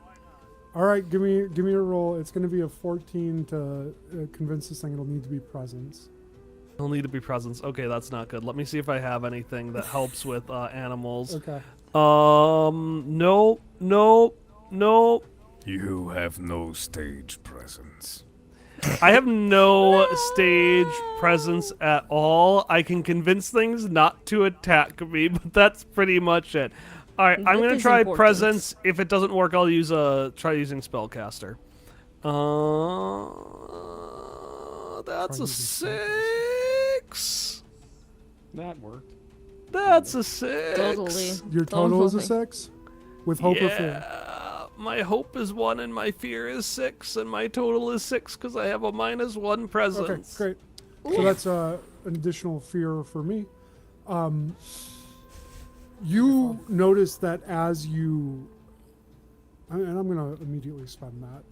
Oh no. As you start talking to this Fantastic. thing and tapping on the glass and trying to calm it, say that you're friends, that its demeanor changes towards you, and the first sense that you get now from your class ability, you do feel like this thing might want to harm you, as it thrashes quickly, and you hear as its little fins start tapping on the glass. I'm gonna climb back up onto. Yeah. onto Asira just lets him do it. You wanted to change the demeanor of the animal. You did end up changing worked. the demeanor of the animal. I call that That's win. right. That is You did. yes. You did influence. You know, maybe the jar. You know, maybe the name Archie wasn't a good fit. I'll keep thinking. I mean, I think that jar is easier to say than creature inside the jar. Sorry, I think Archie is easier to say than creature inside the jar with the black face that keeps gumming at it. So Archie rolls off the tongue quite a bit better. I see no You could reason split- to You could split the difference and call him Jarchi. Jarchi. Archie, love it. Jarchi. Yeah, I'm gonna I put Jarchi in mean- the water. I mean, I feel like we'd string Okay. up the jar, and we dip the jar in the water and just see what happens. I I mean, am if amenable to this. Jarchi without a jar is just Chi, which is, I think, actually a name, so that still works. So never That mind. is deep. Perfect. That's some deep, very contemplative stuff. I am So amenable you're- to this. You were gonna wrap the jar up. You're Oh gonna no, we bind it lost in the some- GM. Oh, wait, Oh there he no! is. What? No, he's yeah, here. Okay. No, he's You here. scared me. Oh, I lost you for a second. You went away. You are binding this jar up with some of the netting, I'm assuming, from Yeah. Yeah. the boat. Okay. You get it fashioned reasonably well and reasonably quickly. And as you lean out over the edge of this boat, Chad, you notice a couple of things. One, the water is unusually clear. You reckon that you can probably see all the way down to the bottom of this lake from where you're at. Interesting. Which is saying something, because you have to estimate, just based on the distortion of the water and the objects you see at the bottom of the lake, that's probably a good 20 feet where you're at. The other thing you notice is that you can see thick black tendrils at the bottom of this lake in That's an not almost great. vascular network, crossing back and forth, overlapping and kind of weaving in and out of each other Fun. from where you're at. So, no one go skinny dipping, all right? You want to toss that in? Yep, I want to toss it in. You know, the way that the GM asked that question makes me nervous, but we've already done it. I think it's let's a do it. trick. I think it's a trick. I No, think it's a good that's Maybe. idea. cool. Maybe. I'm hiding. I'm protected. I'm okay. You Asira's you lean frills back flex to- a little bit to cover you so that you could just peek out from behind them. You lean back to grab this thing, and as you hold it over the edge of the boat to go to drop it, there is something massive and black that moves beneath the boat. And all of you can feel the water start to move as you rock from the passing wake of whatever this was. I I'm gonna need think a some. presence check from all of you. It's a DC 12, difficulty 12. Sorry. That's Present- not fantastic. Why aren't we getting all the presence checks with my high presence character? Why is I'm it with the sorry, one this where is I what made you that? get. I just clicked the dice below present. This is what I get. You're the one deciding the rolls. 13 succeeds with fear. You said 11? Okay. 12. 12. Well, in either Difficulty case, of it's 12. an 8 fails with hope. So does that mean I get a hope? Is that how that works? Yeah, you do get a hope. You do Yes, get a hope. that. This that is a reaction 4. roll. I take it back. This is a reaction roll. So it's not, you don't get hope or fear. You just give me your total. Oh. Okay. Well, I Mine clicked is a 17 with fear. Okay, That's you don't have to worry a about the fear 4. part because again, it's reaction roll. So gotcha. 17. Who's got less than a 9. 12? I got 9. I got a 7. I Seven. think. I don't know if I rolled Four. correctly. I was trying to figure out, but I just rolled under presence, and just Yep. did it with no Yes. advantage or disadvantage. I got Okay. a 7. So we've got Hannah, Kyle, and TJ that all have failed. Oh no, my So- protector! It is all right. Do not worry. I also. She says as I we're also pulled failed. down. No, I will Oh, shield you with 4 my body. failures? Don't worry. Okay. I got a 7. I don't know why, rat boy, but I would die for you. You all gain. I think the- you will. Does it help that I have Predator? Not in this case, I'm afraid. If you go into your conditions, you should be able to set yourself as having frightened the 4 of you that failed. If it's not there, I apologize. I will add it before our next session.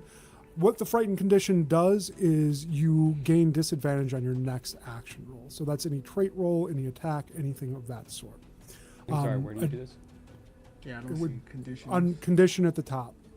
I do Next not to your see name. frightened. I see hidden, Okay. restrained, vulnerable, stunned, cursed, poisoned, ignorant. Don't worry about it then. We'll track it manually then. The next roll that you make will be at disadvantage. Oh, you can add a custom Okay. one. Yeah, I'm you adding can add a scared custom. shitless to mine. Perfect. Disadvantage on next roll.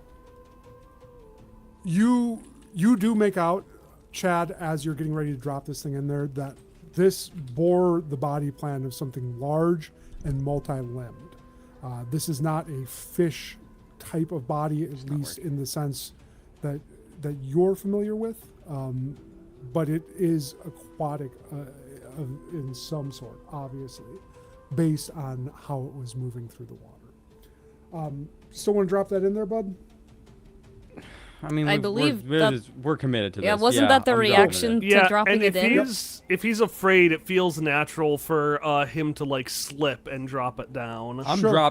I'm dropping it in. I want to. We did fasten. We did tie it. The thing. So if at any rate, we're going to learn something from this. It's just Yeah. maybe painful.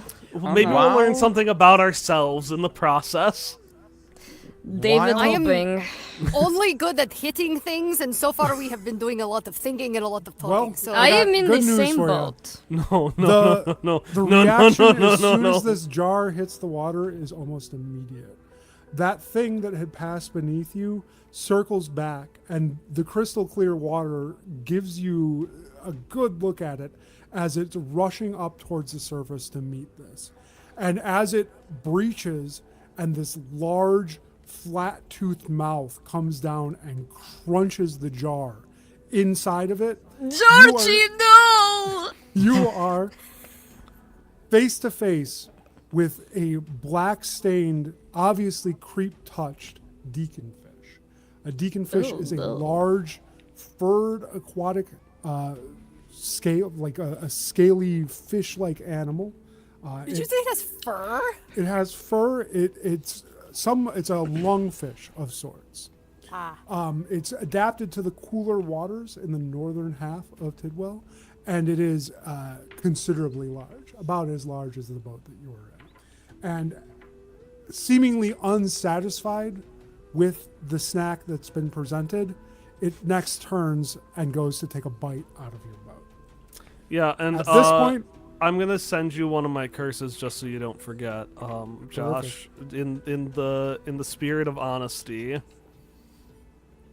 But you can keep going. yep, no, that's good. Yeah. Perfect. Josh, I do have a question for you. Fire away. Would us being on the lake now be considered a different scene from us in the tent? Oh yeah, absolutely. Absolutely. We are in a new scene from Okay. your initial field report viewing. Then I might like to, perhaps this starting as Archie was being placed in the water, I might like to try and switch the setting on my apparatus, if you'll allow it. Mm-hmm. And my idea for the study-oriented setting was basically because my character himself has analysis, which he uses to study adversaries. So I imagine that this lantern in the study setting allows me to perhaps put things into it, almost like a imagining like you're burning incense and kind of diffuse things around us, particularly usually for dealing with the creep and that sort of thing, because that's what we're specialized in. So would it be possible for me to maybe pop some of that salt in and see if it can create kind of like a debuff, like for creep-related things around us? Yeah, absolutely. I love the idea. Let's you can load that sucker up with salt all day long if you so choose. Hell yeah. Would this creature count as after attacks you? No. Okay. No, this is very much a corporeal creature. So then for two things. One, again, I don't know if Predator does anything in this situation. But I know, like, because the curse says you frighten prey animals, characters, and creatures which would fear the creature. Not a prey animal. Okay. No, that's absolutely There's fine. only one prey animal here, and I just wanted to assure make you sure he that is I scared didn't- shitless. I just wanted to make sure that he didn't want to immediately attack me for that. And then second, kind of like a barking dog when they're scared. Like 7J is gonna kind of like his hairs are gonna stand up and he's gonna yell at it. But I also have animalistic, so I can talk to it. Ooh. You can attempt it. I can attempt it. I can attempt it. I'm walking here. But first, because this was the first thing to act, it is going to make an attack on your boat. Your boat is going to have 3 hit points, meaning that if it succeeds, and it will have a base evasion of 12. Yes. Is there anything we can do about that? At this point, no. You will get 'Kay. the spotlight as soon as this attack resolves. All right. What if we say, pretty please don't attack our Pretty boat, sir." Pretty It please does- don't attack our boat. It's the only boat we have. Pretty please. As it breaks the water, and crunches the jar in which Jarchi was housed, and then spins They might immediately, rest him. almost reactively to snap down on the boat. The disturbance of it breaking the water has pushed you away from it, and so when its mouth closes, it hits with a, but it does not connect with the wood of your boat. The spotlight will pass to you. You determine who goes first. There is no initiative order in Daggerheart, meaning that anyone can act any amount of times, but the first time that you roll with fear, I can steal the spotlight back, or at any time I can spend the fear to take it away from you. I have a clarification question. So, I have an ability that says when you are the first to attack. That means period? Or like Period. between myself and... Nope, Okay, so I would have to you be... have to, if you have that instigator Yes. domain card, that only works if you do it before anything else acts. Okay. So yeah, you're basically that all? thematically you're a shit stirrer. Is that alright with everyone? Yeah, you can go first.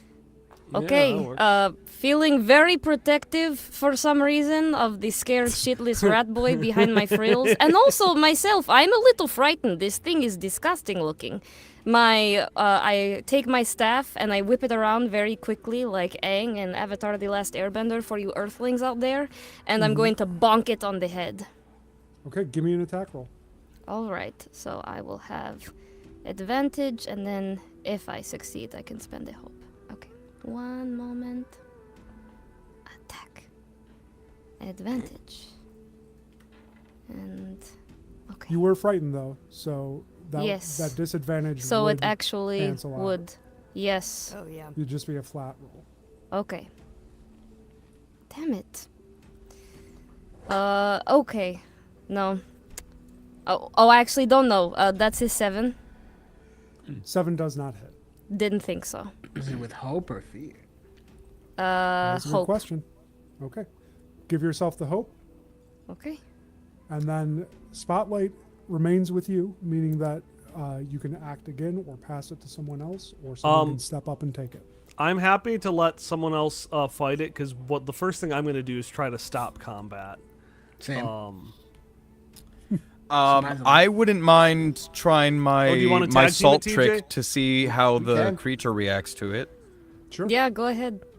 So that would be is that knowledge acceptable again for that one? As a spellcasting roll? You have a spellcasting trait for your class, and I do believe it's knowledge. So Knowledge. yes. Okay, here we go. And do I want to spend a hope to give myself advantage on this? I will. Nope, that's for instinct only. Never mind. Here we go.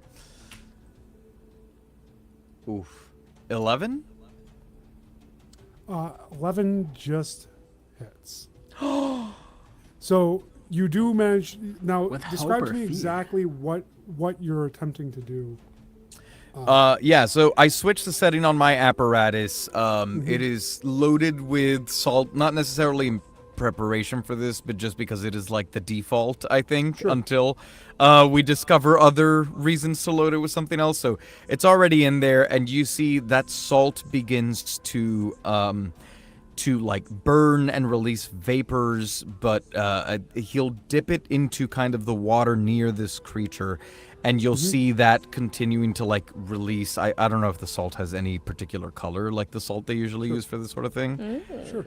It's But you, pink Himalayan salt. Very fancy. yeah, you see that Trader Joe's pink begin to suffuse the Yes, water. That's right. As and my hope is for, as I kind of swish it around the creature as best I can, to see if that either weakens it or perhaps might release it from the hold of. Yeah, absolutely. Yeah. So you're diffusing salt essentially into the water around it as you do this. The difficulty met, you do manage to get a sizable load of salt into the water. The problem with it being that it is an extremely large body of water, but briefly in this area there is a high concentration of salt. You do notice that the creature reacts to it, and it starts writhing kind of rhythmically as if it's trying to shake something loose, and then as it dissipates further, it turns and snaps back to you. Now, did you roll with hope or fear? I succeeded with fear. Okay. How dare you? And now being antagonized, it is going to attempt to bite at you as you've got your apparatus dipped into the water. I am trying to help you. Does a 9 hit your evasion? It Exceed. does not exceed. My evasion is exactly 9. Okay, well that is going to count then. Okay. You take 8 damage. Now, the way that this works is that you have damage thresholds. There should be 2 damage thresholds listed on there. If it's below the first damage threshold listed, then that is only 1 hit point that you will take. If it's above it, then it's 2. If it's above the second threshold, then it's 3. So I have 3 armor. So that can- reduces it.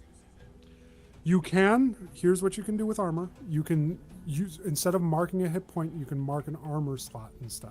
And those serve as essentially temporary hit. Okay. I'll just say, you said it was 8, right? Yes. I'll just take it because my first threshold is 10. Okay, so that's 1 hit point. That you Okay. take. I would recommend marking your armor, though. Oh, really? What's up, Athan? I do have an ability for Aura of Bravery. Oh, I have to activate it. Shit, I was going to activate it earlier. Yep. Maybe I should've So done that. Never next mind. time that you guys get Spotlight, which would be as soon as this resolves, you can use it to activate that aura if you want to. All right. Okay. I take the hit to the armor, and yeah, I guess he bites onto the Yeah. Borlak's burnt arm, and he goes, and starts like wrestling it, and you see some of that leather kind of come away and get shredded. Yeah, this thing has large flat teeth, obviously not meant for catching and eating animals normally. But as they clamp down on you, the force of it is pretty damaging all the same. And it peels back a portion of that armor. With that attack, you do regain the spotlight. So whoever would like to act, step up. Yeah, I'd like to activate my Aura of Bravery. Okay? Can you please tell the class what Aura of Bravery does? I can Yes, see. so- I can fight! Classic.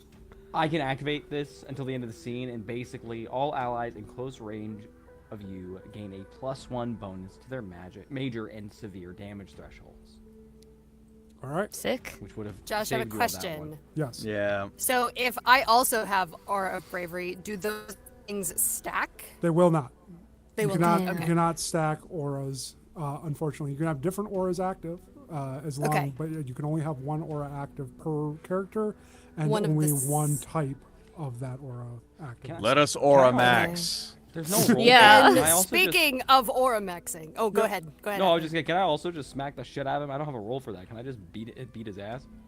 Yeah, you can make an attack roll against it. You should have equipment. You should have. It's on your character sheet. That's the beat his ass roll. What do I roll to Yes, beat his everybody ass? knows it. Everybody knows it.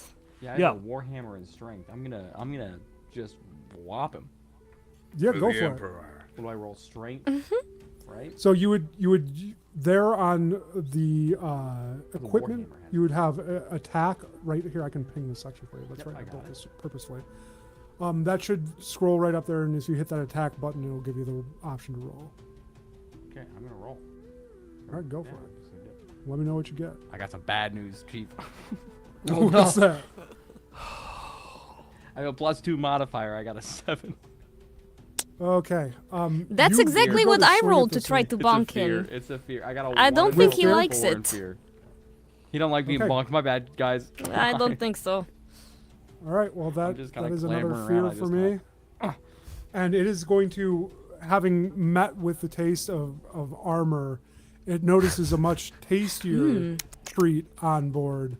But it can't quite get to it because it's propped up on the shoulder of a tall, snake-like woman. I'm assuming that. I'm wearing lots of Assyria's armor female, too. Unless you're talking about Larry, I'll fucking kill you if you go for Larry. I will find your I entire will family take and the end your hit for Rat bloodline. Boy, Boy Rat, and Larry. I Let would, the frog I would be go. like, You notice that it starts to move towards you, Asira, but it doesn't. It hesitates. It doesn't go all the way, and at the last second, it thinks better of it, and goes to bite at the boat again. damn it. Clever And that girl. is a hit, marking 1 damage to your boat, 1 hit point on your boat. Oh no, no, 2 no, more no. hits like that, and the boat will be sinking. Right. So I know TJ and I both want to do something that'll try to end the fight peacefully. So Sure. do you want to take a swing at it first with your big axe so you have the opportunity to take a swing at it? Yes, that would Because be I feel great. really bad for stop. Like if this were a campaign, I'd say you don't get your spotlight. We're stopping this. But So before I do that, I'm gonna activate Aura of Destiny. Okay. That is. We Aura are maxing aura for maxing. sure. We really 100%. are aura to the max. So once per rest, you can activate an Aura of Destiny until the end of the scene. When the Aura of Destiny is active, any allies in close range gain a +3 bonus to damage rolls. Damn. Real quick, what's the maintenance difficulty mean? So if you are hit while you have an aura active, you will need to make Yeah. a reaction roll that meets or beats that number, or Okay. the aura will be dismissed. Gotcha. All right. And then the tokens. So you get tokens for some things. Tokens will be added to a card, and they'll be spent based on what that card has. So if I pull up your character sheet.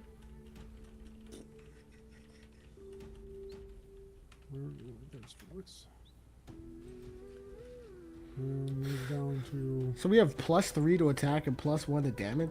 no. You have No. +3 to damage and +1 to attack. are you thinking of switching to attacking, TJ? No, but I Okay. just wanted to know. I don't in know why case tokens are listed on things went this. south. Okay. It kind We of can. I mean, there's not a description for it in the thing. I can. yeah. There's no put it later, no but- tokens that are related to this, so it's Okay. obviously just a miss in how I No worries. built that. Okay, so I'm going to pull my axe off of my back, kind of flip it around in my hands, and then look kind of like at its chin and say, "Well, maybe we'll split his esophagus today," and then take a swing at it. Okay, go for it. All right. Hang on. All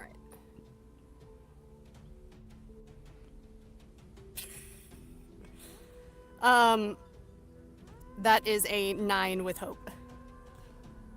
Does not hit, unfortunately. But with hope, mark your hope, and the spotlight remains with you. Oh no, no, no. You can.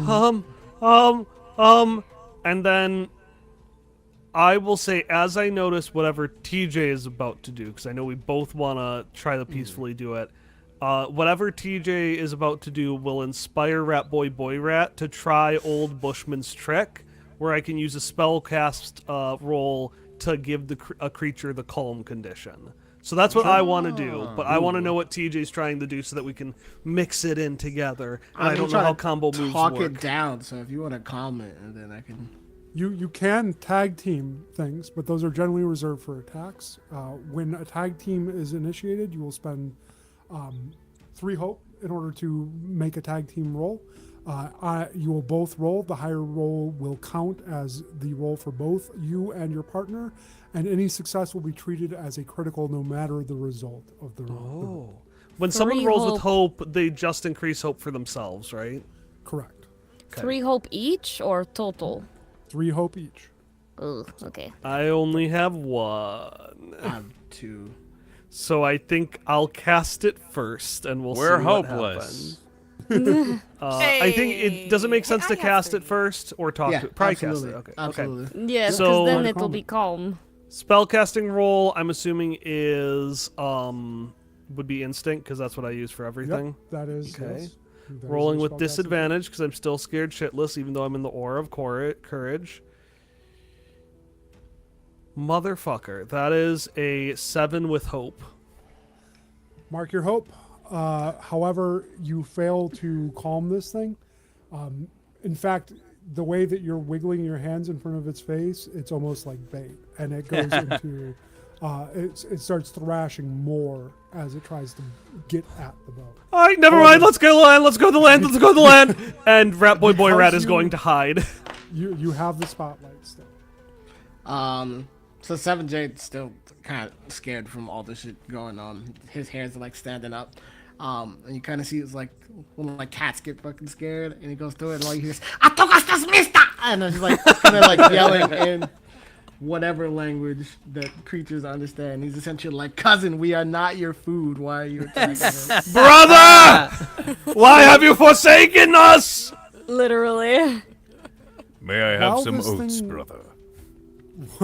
While this thing does have the body of a deacon fish, something that you would have been well aware of, something that would be familiar to you, as you meet its eyes and start talking to it, there is a sense of something extremely alien behind it. And you can tell halfway through your opening remark to it that none of it is registering. It does not share the same animal traits as pretty much anything else that would look like this normally does. And as you're staring at it, you notice that there are red, deep red rims around the iris of this overly large eye. And it appears that the sclera is extremely bloodshot. And the overall skin and scales around his face are pulsing in a slow wave as it... At this range, you can tell that there is a considerable amount of creep pumping through the body of this creature. It is trying to fight off the creep. We must assist it. I don't know Perhaps why we- my voice is getting slower every time I talk. You're kind of giving Splinter vibes from that turtle puppet So with show. that being said, do I get a sense that we can help it, or should we just put it down? Can we put it you down? spend- Every you attack spend- has failed.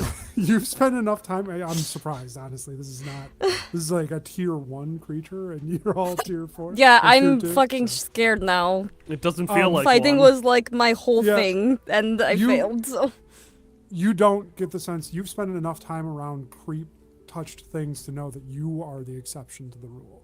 That oftentimes things that are this far gone under the pull of creep are not reasonable in every sense of that word. You can't reason with them, and they don't really follow any type of logic to the things they do, at least not a logic that is immediately apparent to you. Okay. Is there anything in the boat we can light on fire? Great question. I have fire with me. I can light him on fire. We're in the middle of a Chad! lake. We on a boat that is have very to mention flammable. I mean, I kind of want to just smack him again with Yeah, my, it's a with my 7. Warhammer. Can I I still mean, we attack? can try. Yeah, you don't. We you can can keep definitely attack. trying. We you just can all definitely failed attack. it, so. So I got to say, we are not even to the halfway point of the session, and we are like 20 minutes left in the planned time. So I will. This is When the you campaign said map. we had 2 halves, I was like, oh, poor, sweet, innocent TPK. Josh. This is not happening. TPK. I've gotten so good at steering my other group that I think I overestimated how steerable this group would be. This is a good thing to learn during a one-shot as opposed to in our very first session, which will be a little bit tighter now that I know what to expect. Where we're at, though, you still have hope. You have not taken an action because just making that attempt to talk to it, you knew almost immediately based on your animalistic traits that it could not be reasoned with. If you'd like to make an attack, you can. I will say that it is going to give up the next chance that it has to act just because it's having a much harder time with this meal than it is. Hear me out. I have an idea. Since we're nearing the end of this one shot, assuming we don't back up, and you guys want to fire it, what instead of sacrificing ourselves, Larry, who has been more perceptive than we thought, realizes he has to go down with the ship, Oh no! eats the fire, jumps into this thing, giving us time to row away, and then expels it in a burp that sets the entire lake ablaze. That is entire beautiful, but lake. I already said that I would die for both of you, so it would be pretty awkward for him to do this, like, heroic sacrifice, and then Asira just, like, steps onto the boat and is like, I said I would do it, so I guess we're both here now. The lake is liquid methane. I'm lighting something what on do- fire. I need y'all to pick what I'm lighting on fire. I want you to light the frog on fire. I want this frog to have a moment, a deep internal monologue with secretly super like, I've followed this rat for many a year. Am I turning? He saved my I'm life. turning Larry into a Molotov. I shall take the See, sacrifice I don't so think we he need to like may live. anything on fire if it's What- gonna give what- I pledged my life, and that pledge is now coming to an I end. just think I in shall the consume the fiction- flame. In the fiction, it's kind of hilarious because Chad knows nothing of this. Chad cannot speak to the frog. And so what all of us would see is just him light the thing on my shoulder, by the way, who is your beloved companion, on fire. And we would be what if- like, what what, if- the Wait, fuck? did you say it was like dog size though? So it's Yeah, just been what on your if- shoulder? Yeah, Hear me it's out. been like What if- flopping. What if Chad lights something else, and then Larry uses his frog tongue to lick it up, and then jump into the Okay. water, and everyone's like, what the fuck did it just do? I'm gonna be honest. I'm just so okay. Here's my action. Okay. I take the torch and I light it, right? And I'm like, we just gotta burn this thing down. I need something I can quickly get over there. So I'm like, can I borrow? Can I borrow your cat real quick? And I pick up the toad. I pick Your up Larry. cat! I'm like, can I borrow your cat real quick? Thanks. And I pick him up, and I just kind of like.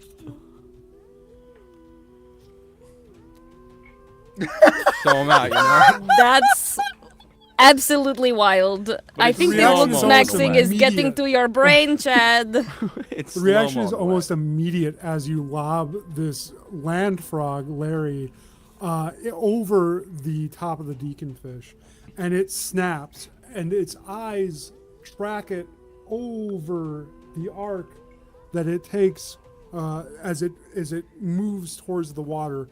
And the second that it splashes down, this thing is on it, and it's considerably, like comparatively, cavernous mouth closes around Larry, and the deacon fish slips below the water.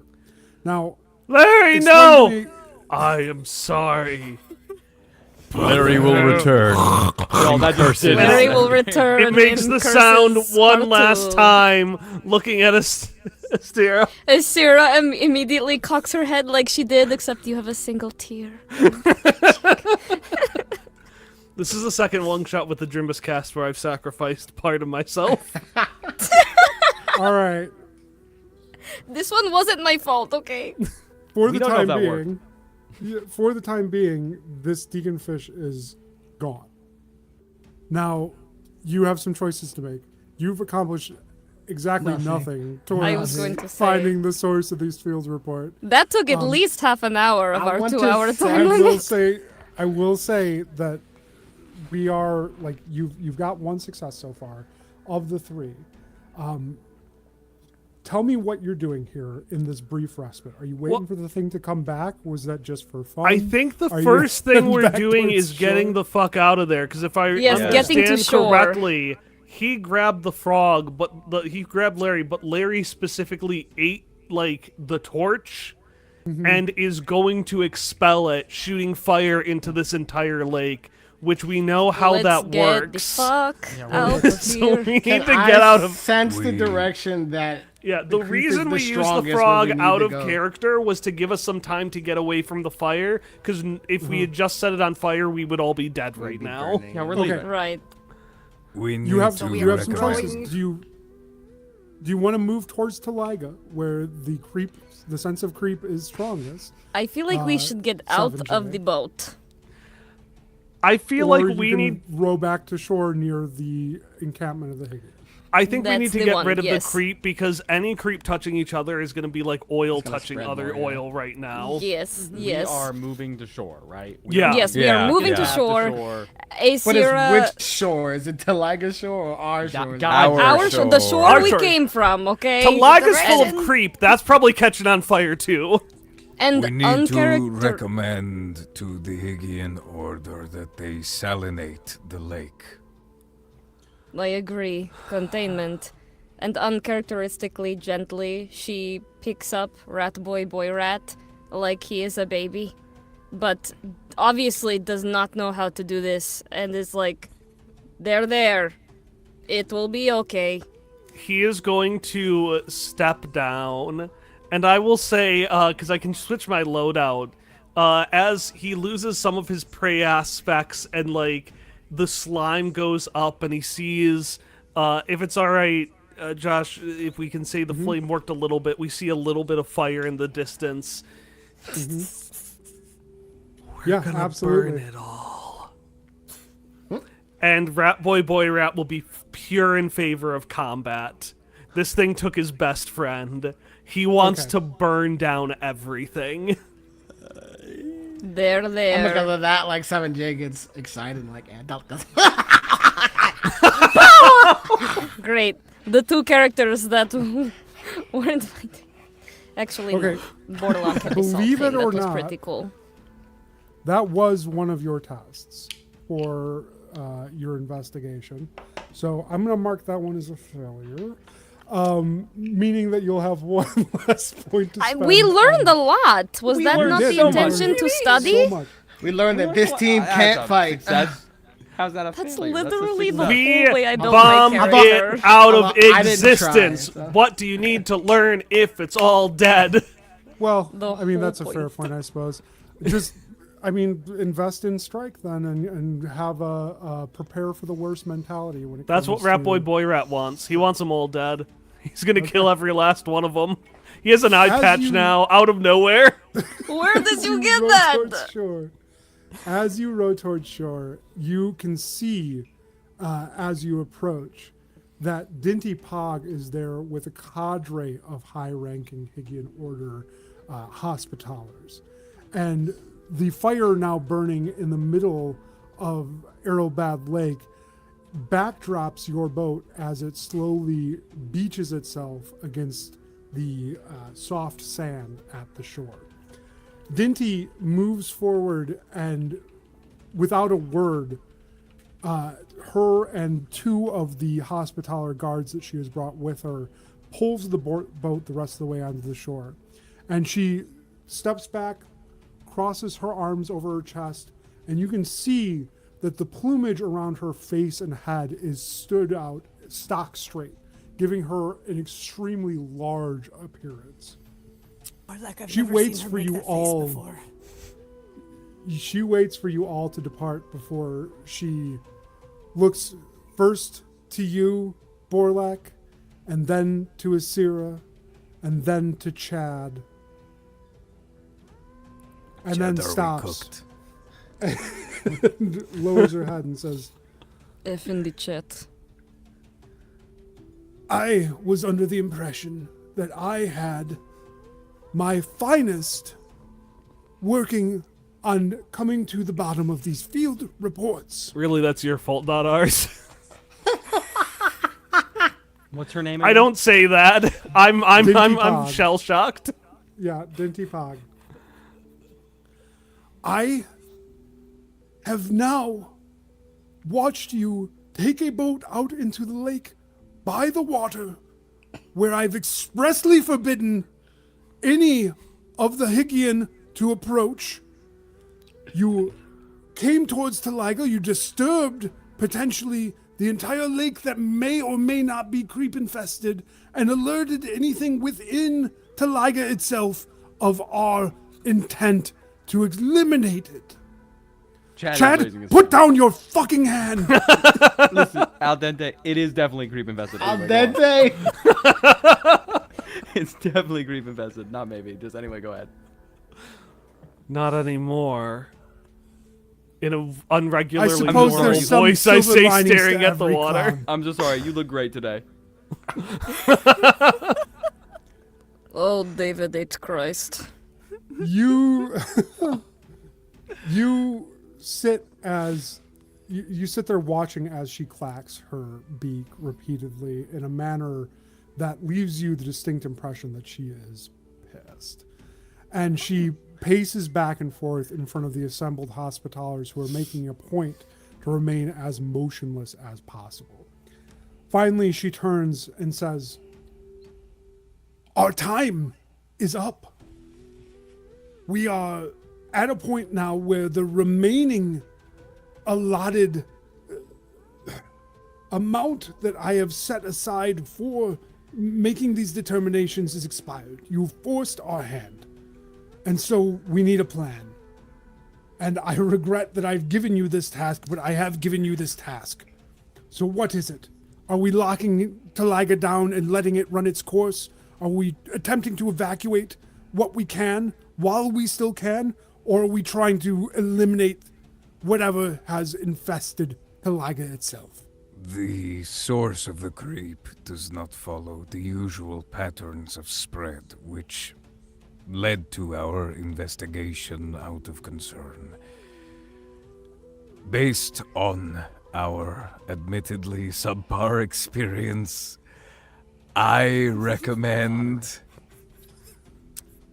would recommend salination of the lake. We will lose it as a water source, but it is already lost. Establishing a quarantine around the perimeter and allowing the salt to run its course and burn the creep out may save our lands, as it is leaching into the soil and will continue to spread. That may also buy enough time to get anyone out of Taliga that we can save. I agree. There is nothing here left worth saving. Okay. That boy Okay, is rat gonna boy. pick up. No, he is on the ground. He's picked up a torch. He's like, I don't care what you all are going to do, but I know what I'm going to. And since we're nearing the end of the one shot, if it's alright, I'm just gonna leave. I'm gonna leave and I'm gonna start burning things down. Did his voice You would be change for soft anyone almost else? immediately. To curry favor with to But curry favor scaring with away, Dinty it's Pog, still awkward, I'll, like little I'll rat. attack him with my quarterstaff. I will just pick him up. Just keep him in my hands. Yeah, dentist, listen. It's not just Taliga. It's the whole lake. Like, it's everything. Admittedly, good. ma'am, if I may, we were not intending to disregard your orders. We merely found that there is a correlation between all four of the reports, and we wanted to find the source of the creep so that we could report back to you with important information. It was not like we were goofing off on purpose. We don't even know how You that say fire as started. a little like a flopping fish. I'm trying my Yes. hardest to get out. I will bite, but I'll let people do stuff before I bite. It's okay if you bite. I'm venomous, so I could always bite you back. I'm gonna bite. I'm gonna bite as a full-on attack. Is there a spare jar we could just Before put him in? before we get there, Dinty turns to you, Borlak. Now, I don't expect you to know this because it's not part of the lore that we've discussed up to this point, but salt is at a premium in Tidwell. And because they are surrounded by a freshwater That makes ocean, sense. because most of their water is not salinated, there are only 2 real sources of salt anywhere on Tidwell. One of those is deep in the hill on which Reveille is built, where massive operations exist to extract that salt and distribute it. And the other is deep within the Hira Badlands, where it is much harder to get out, but it also is the home of the only salinated lake in all of Tidwell. The amount of salt that you would need in order to salinate this lake is improbable, to say the least. And so, while Dinty would take this as something that probably can't be done, she will also take it as a suggestion that gives heed to how serious you believe the infestation to be. Sure. Or, counterpoint, we kill it all. And I am 17 still- points at Ribbit. Ratboy can bite me. I am not hurting him, but I am holding him tightly in my hands. You have a decision to make, because I'm not going to force you to go through the second half of this, but it will determine what Taliga is like at the start of our season. Mm-hmm. So are you leaning towards containing the creep within this area? Are you leaning towards trying to get everybody out of Taliga first? Or are you leaning on a warpath, as I think Ratboy Boyrat would recommend? Hi, to go in and burn everything up? Hi, my name is Ratboy Boyrat, and for your consideration, I would like to propose genocide. Now, genocide my comes God. with a variety of positive We are. benefits. I have a question. So the first option and the second option are the same thing. It's just the first option, we don't let anybody that's already there leave. Is that the difference? Yeah, the main difference being that when you lock things down on a containment approach, whoever's left in the city is We just leave them Sacrifice. basically, yeah. I don't like it's that the option. most surefire way to make sure that whatever is happening here is contained. You do have enough salt that you could rim the lake, that you could potentially make it so that whatever is happening in Talega is contained to Talega. And what you do know of creep is that isolated communities of it do not survive long. It seems to need some kind of connection back to the larger body of Forest Town. The Etheremints in your ranks would know that immediately. What? Go ahead. We could rim the lake and create a salt circle around Taliga, burning out crops, importing fresh ones as a sort of quarantine. But what do we do about the people in Taliga? It is my humble opinion that we should try our very best to save them and let them escape, or else what is this whole thing for? I think if we sacrifice a population like that, then we are... I don't think it's and right. risk them being like that. These things are past redemption. These things are past fixing. The best thing for everything is to burn it all down. Respectfully, Ratboy Boyrat. Rat man, rat. Denti, I don't know if we have touched on this part of our employment yet, but I believe part of our job comes with licensed professionals we can speak to when we've gone through something traumatic. I think that Ratboy Boyrat is leering from the loss of his friend. We don't even know what happened to his friend. Anything could have happened to Larry, dude. I want to bite again. I want to. You know what? Go ahead. I want to. Okay. What do I? Just a flat strength, probably. It would be an attack roll if you want to bite. Okay. How do I Bite do me, that? bro. Is it just a strength? Just a duality roll, and whatever your primary, I guess for strength, yeah, strength would work. It's yeah. right Well, trigger. because all I have is a dual staff. So Go ahead. No, you can bite with strength roll, flat strength. Come at me, little bro. okay. in the lake. Let me roll. Let him visit Larry. That's gonna be a 7 with hope. Yeah, my evasion is 11. Her scales are so tough that you're biting into too hard. It's not breaking any skin. But it calms me down a little bit, so I get hope. Okay. There we go. I There do we a go. tag team attack with Larry, but he's not here. Your hope is that it'll whittle me down and eventually I'll have to let go, right? Your hope is Yeah. that you hear Larry's voice in your head for the first time going, Ratman, I'm we doing, will meet again. This was a necessary step in your evolution. I'm doing Oh, a God. Shawshank with what is it? Is that the one with the spoon? But it's with Is that with her the hands. one with the spoon? That's wild. Dinty clacks her beak and she looks at all of you. Understand that whatever you choose here does have lasting consequences for the people that we are sworn to protect. What do you think we should do? If you choose any option other than evacuate, people will die. If you choose to do that, however, you may allow the creep to spread into the environment around here. And if we don't attack, we may lose lives, we may lose infrastructure, but Taliga may one day be rescuable again. So either I kill would, the people or I possibly would get recommend that we attack. Burn it? No. There is value, great value, in this community.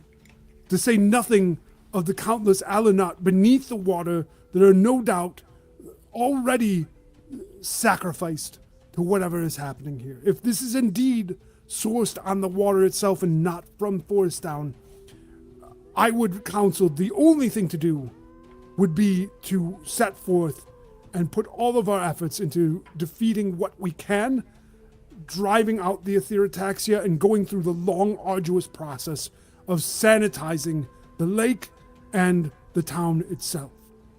However, it is with good reason that the Grand Marshal cannot make all the decisions for the Order. And as unfortunate as it may be at the moment, this is a majority vote. My vote is that we strike. We prepare for the worst. We do our best to remove the threat. I In think we that, should do I what am Delaney with you, says. Rat Boy. I'd like to. I'm going to cast 2 votes. I'm going to vote 1 for strike, and then I'm going to do a second vote for strike on behalf of Larry, who can't make that vote because he's fucking You're- dead. Your animal never could vote on this council, and your continued insistence that it had a voice here. I'll is fucking infuriating. kill you. I cover his rat head with my hand. He can bite me again, but Asira, Rat Boy Rat has never outspoken like this before, and she is appalled, frankly. But she is going to We're gonna have a look big at talk about this Denti. at home, mister. Absolutely. Did we ever ask ourselves which of them two was the real animal? Whoa. 7J looks She's at going Rat Boy, to- he looks at Borlak and does like the crazy sign. She's Cast going your to votes. look at Denti and say, "Respectfully, General, I do not understand why it must be so black and white. Can we not attempt to evacuate before striking?" Every choice that you make comes at the cost of another. If we spend time evacuating, then we lose the ability to prepare to do the most damage to whatever may have made its home in Taliga right now. Grand Marshal Pug, my entire family lives in Taliga. It is a regretful situation, Felix. A regretful situation. You didn't think to bring There this are up till countless now? families that live here. There are countless families in Taliga that are not just your own, and I would counsel you, as a member of this advisory council, to set aside your personal feelings and look at this objectively. Do you think that maybe the time we're spending debating this is time we could be some of us could be evacuating people and the rest could be doing a strike? We could just do that, I- right? If this passing few minutes you think would afford you additional time to go to run into the city and evacuate, then be my guest, Chad. I would encourage you, in fact, to Why'd you endeavor say Chad alone like that? and pull people out of Taliga. Be a Chad, man. Madame Pog. That's Pog. Borlak. Hey, yo. That's poggers, bro. My personal opinion is one of containment. However, I would volunteer and happily enlist any who are willing. I have been fighting with this force for 7.5 years to the day, and none of you congratulated me. I just want to point that out. Congratulations! You see a little guy in the back. That's fantastic! I like to imagine there's a little guy in the back of Denty's group who just has like streamers and he just slowly puts them down. I pants Borlaug. I would like to form a force who chooses to stay within the containment zone and dedicates themselves to rooting out the creep in this lake. Already, we have seen it react to some of my crude methodology. Given some more resources and manpower, and most importantly, time, I believe we may be able to find a more level-headed solution. I am, and he looks at Felix and then looks away, but then will make eye contact and go, I am willing to gamble with the lives of those in Taliga if my own is added to that pool of wagers. There is a better way to say that, but it did not come to me. I'll sacrifice everyone if I can also be sacrificed. I am... For the first time since you've all reached the shore, Dinty looks less than pissed. And she turns to you, Borlak, and bows a little bit. And then as she rises, she says, I commend you on your self-sacrifice, Borlak. And I do think that if we were to choose a path of containment, that would have a measurable effect, if only for the serenity of those left within Taliga.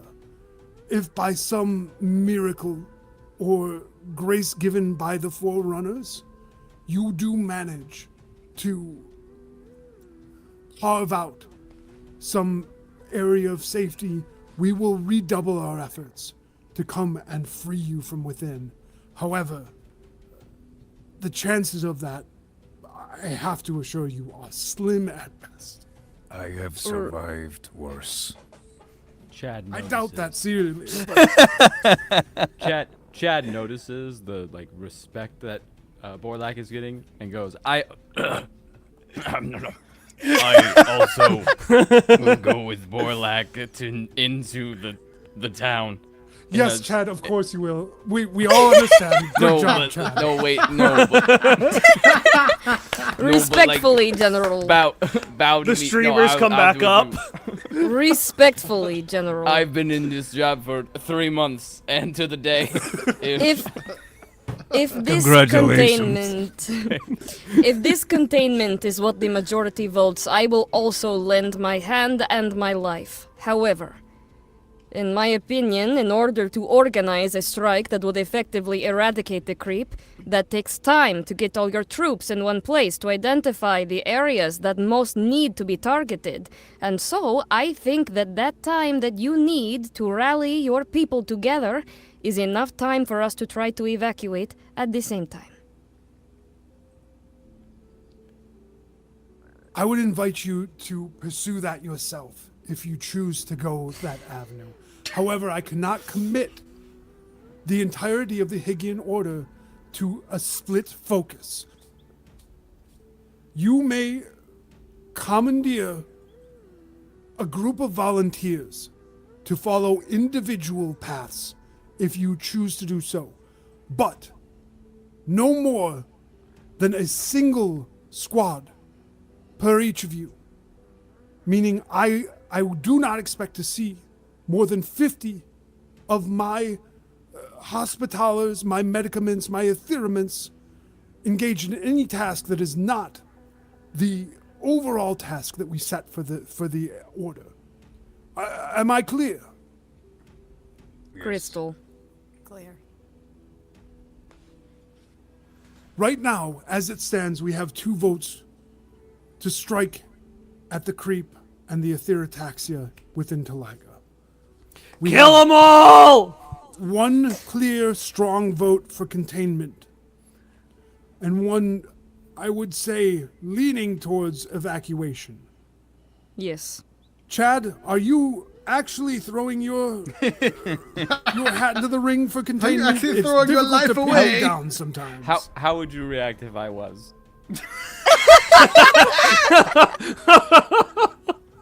I suppose it would be begrudging respect. Yes, I'm throwing. Yes, I'm totally going in Asira as well. puts her hand on Chad's shoulder and looks meaningfully because she thinks he needs to hear this and is like, now that would be a big boy adventure. All right, Cool. Jad's 2 for giddy. containment, 2 for strike, 1 waffling on evacuation. 7J. Felix, Oh, no. 7J, your voices are welcome in this conversation. 7J like looks at Borlak and he kind of like stands up a little bit and goes, and then he does like the cross under his chin, like it's like to kill him. Like, Yeah. he's voting for a That strike. sounds about He right. does not contain any. He hates being contained. Let's Why make are the we situation entrusting as so bad many as high-level possible decisions to animals? Let's make this as bad as First off, you're saying that right before the otter speaks. Fucking rude. But, because I think that's the only remaining vote, right? But also, I'm excited we're going to make things as terrible as possible for the present day. Possibly. Who knows? To like No, I think as terrible as possible would have been evacuation because anybody who was affected with it would have spread it to the community. Yeah. Oh, you're right. You're right. All right, well, in that case, no, I'm going to keep it with murder. All right. You guys are down to 1 remaining vote that could potentially gridlock this thing. Felix. And we fight to the death. Yo. Felix, you'll be a big boy. Okay, if you so our say- tally is 3 votes to muster forces and go in preparing for the worst to attempt to kill whatever is in the city that is affected with creep. Which would and save your ataxia driven out, and then to salt and burn what can't be killed. In an attempt to restore Taliga, even if it comes at the cost of lives.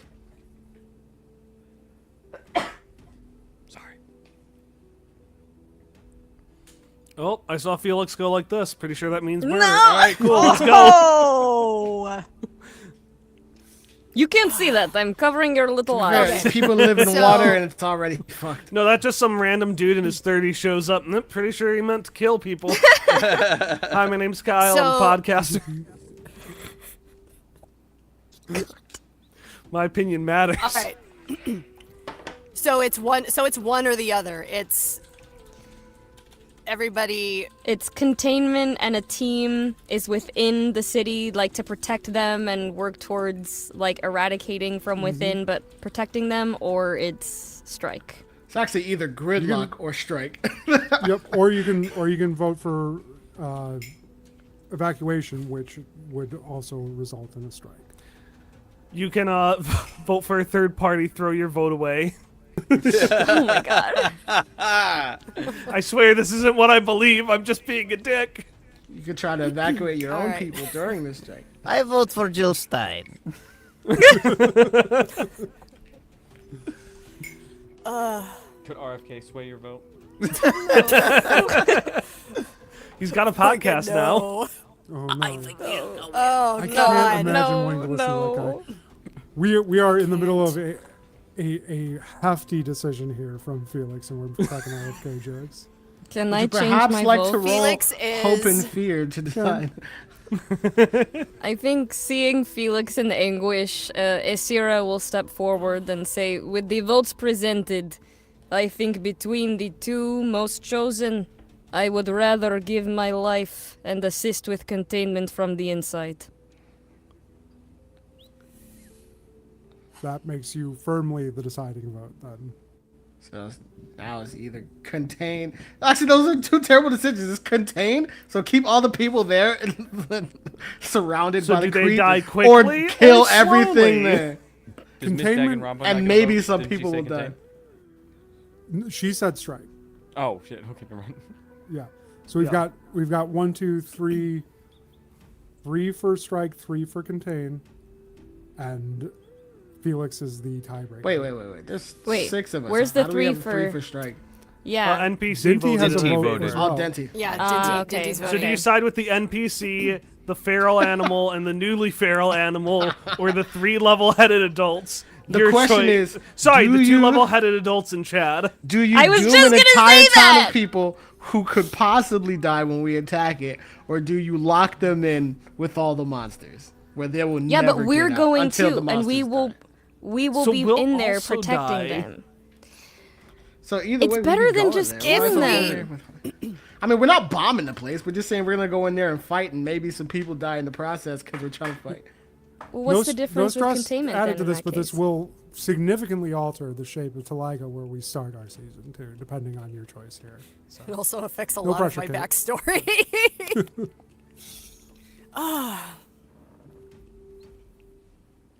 How interesting do you want your backstory to be? In the main campaign, the Scorpion is going to bring up the legendary Felix as much as he can, and the decision No, that actually- Felix made. The Scorpion's gonna characters talk will about be Rat Boy memorialized. Boy Rat. I think Yeah, either Rat Boy decision that Boyrat you was a make, people fool. will be dead. Felix people is going to.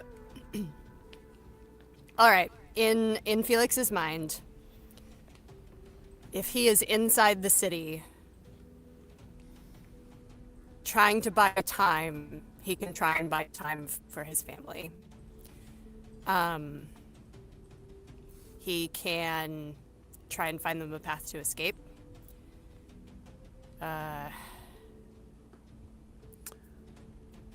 So, on the other hand, if we just attack, he can go AWOL and try and get them out.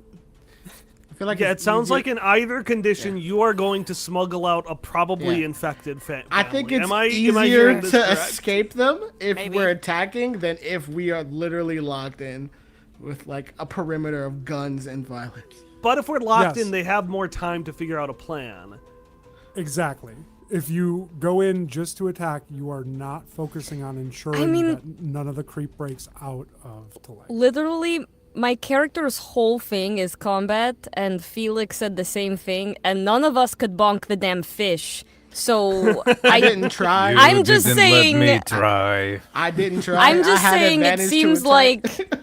like I there is chose a possibility where strike is the decision, and then all of the hospitalers wind up dead or something. I don't think that's, know.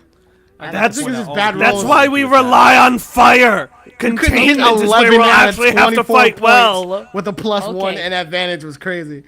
I'd like to point out all the people wanting to attack, including Al Dente, didn't attack the fish. That's true. That's That also is fact. true. Yeah, all I've the had people a that tried to character bonk that arc. shit and missed were like, you know what? I don't want that smoke. That creepy smoke. I vote to strike. All right. The decision is set then. She turns back to the assembled hospitaller guards. Inform the rear captains. Assemble the ranks. We will now begin a plan of invasion. We have to assume that the time that we have spent here has allowed the Aetherotaxia within Taliga to coalesce. We have no verification on the nature of the Aetherotaxic presence within the city, so assume the absolute worst. And given that, I want all members of the Order aligned under a strike. This includes Aetherament and medicaments alike. Muster forces, assemble. At dawn, we launch. Oh shit. To you, you are dismissed as my advisory council. Upon our return to the Order, if you survive, you will be returned to the ranks of your respective orders.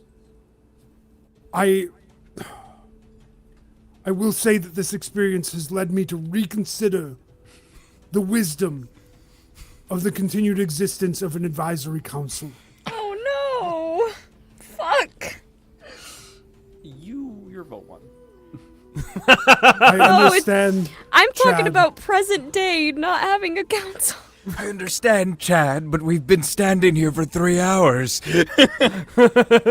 In our defense, you put a rat, a dog, and a child functionally. As in all of charge. you know, the nominations are from within your factions. I put none of you here. I merely accepted your nominations. Okay. Maybe don't However, get rid of the whole thing. judgment They set the Suicide Squad to be the judgment demonstrated by the heads of your respective orders is suspect, to say the least.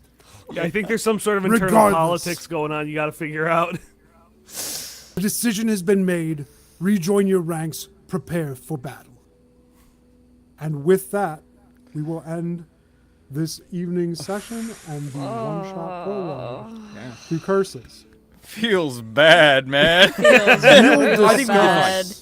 F We do really in well. the chat, dude. We Listen, will discuss exactly Any what good prequel is happens. making things as fucked up to deal with for our present day selves as possible.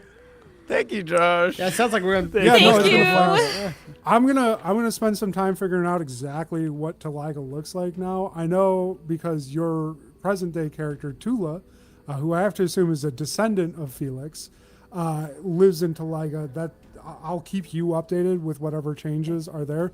For the rest of you, it's gonna be a surprise. Yay. Cool. Yeah.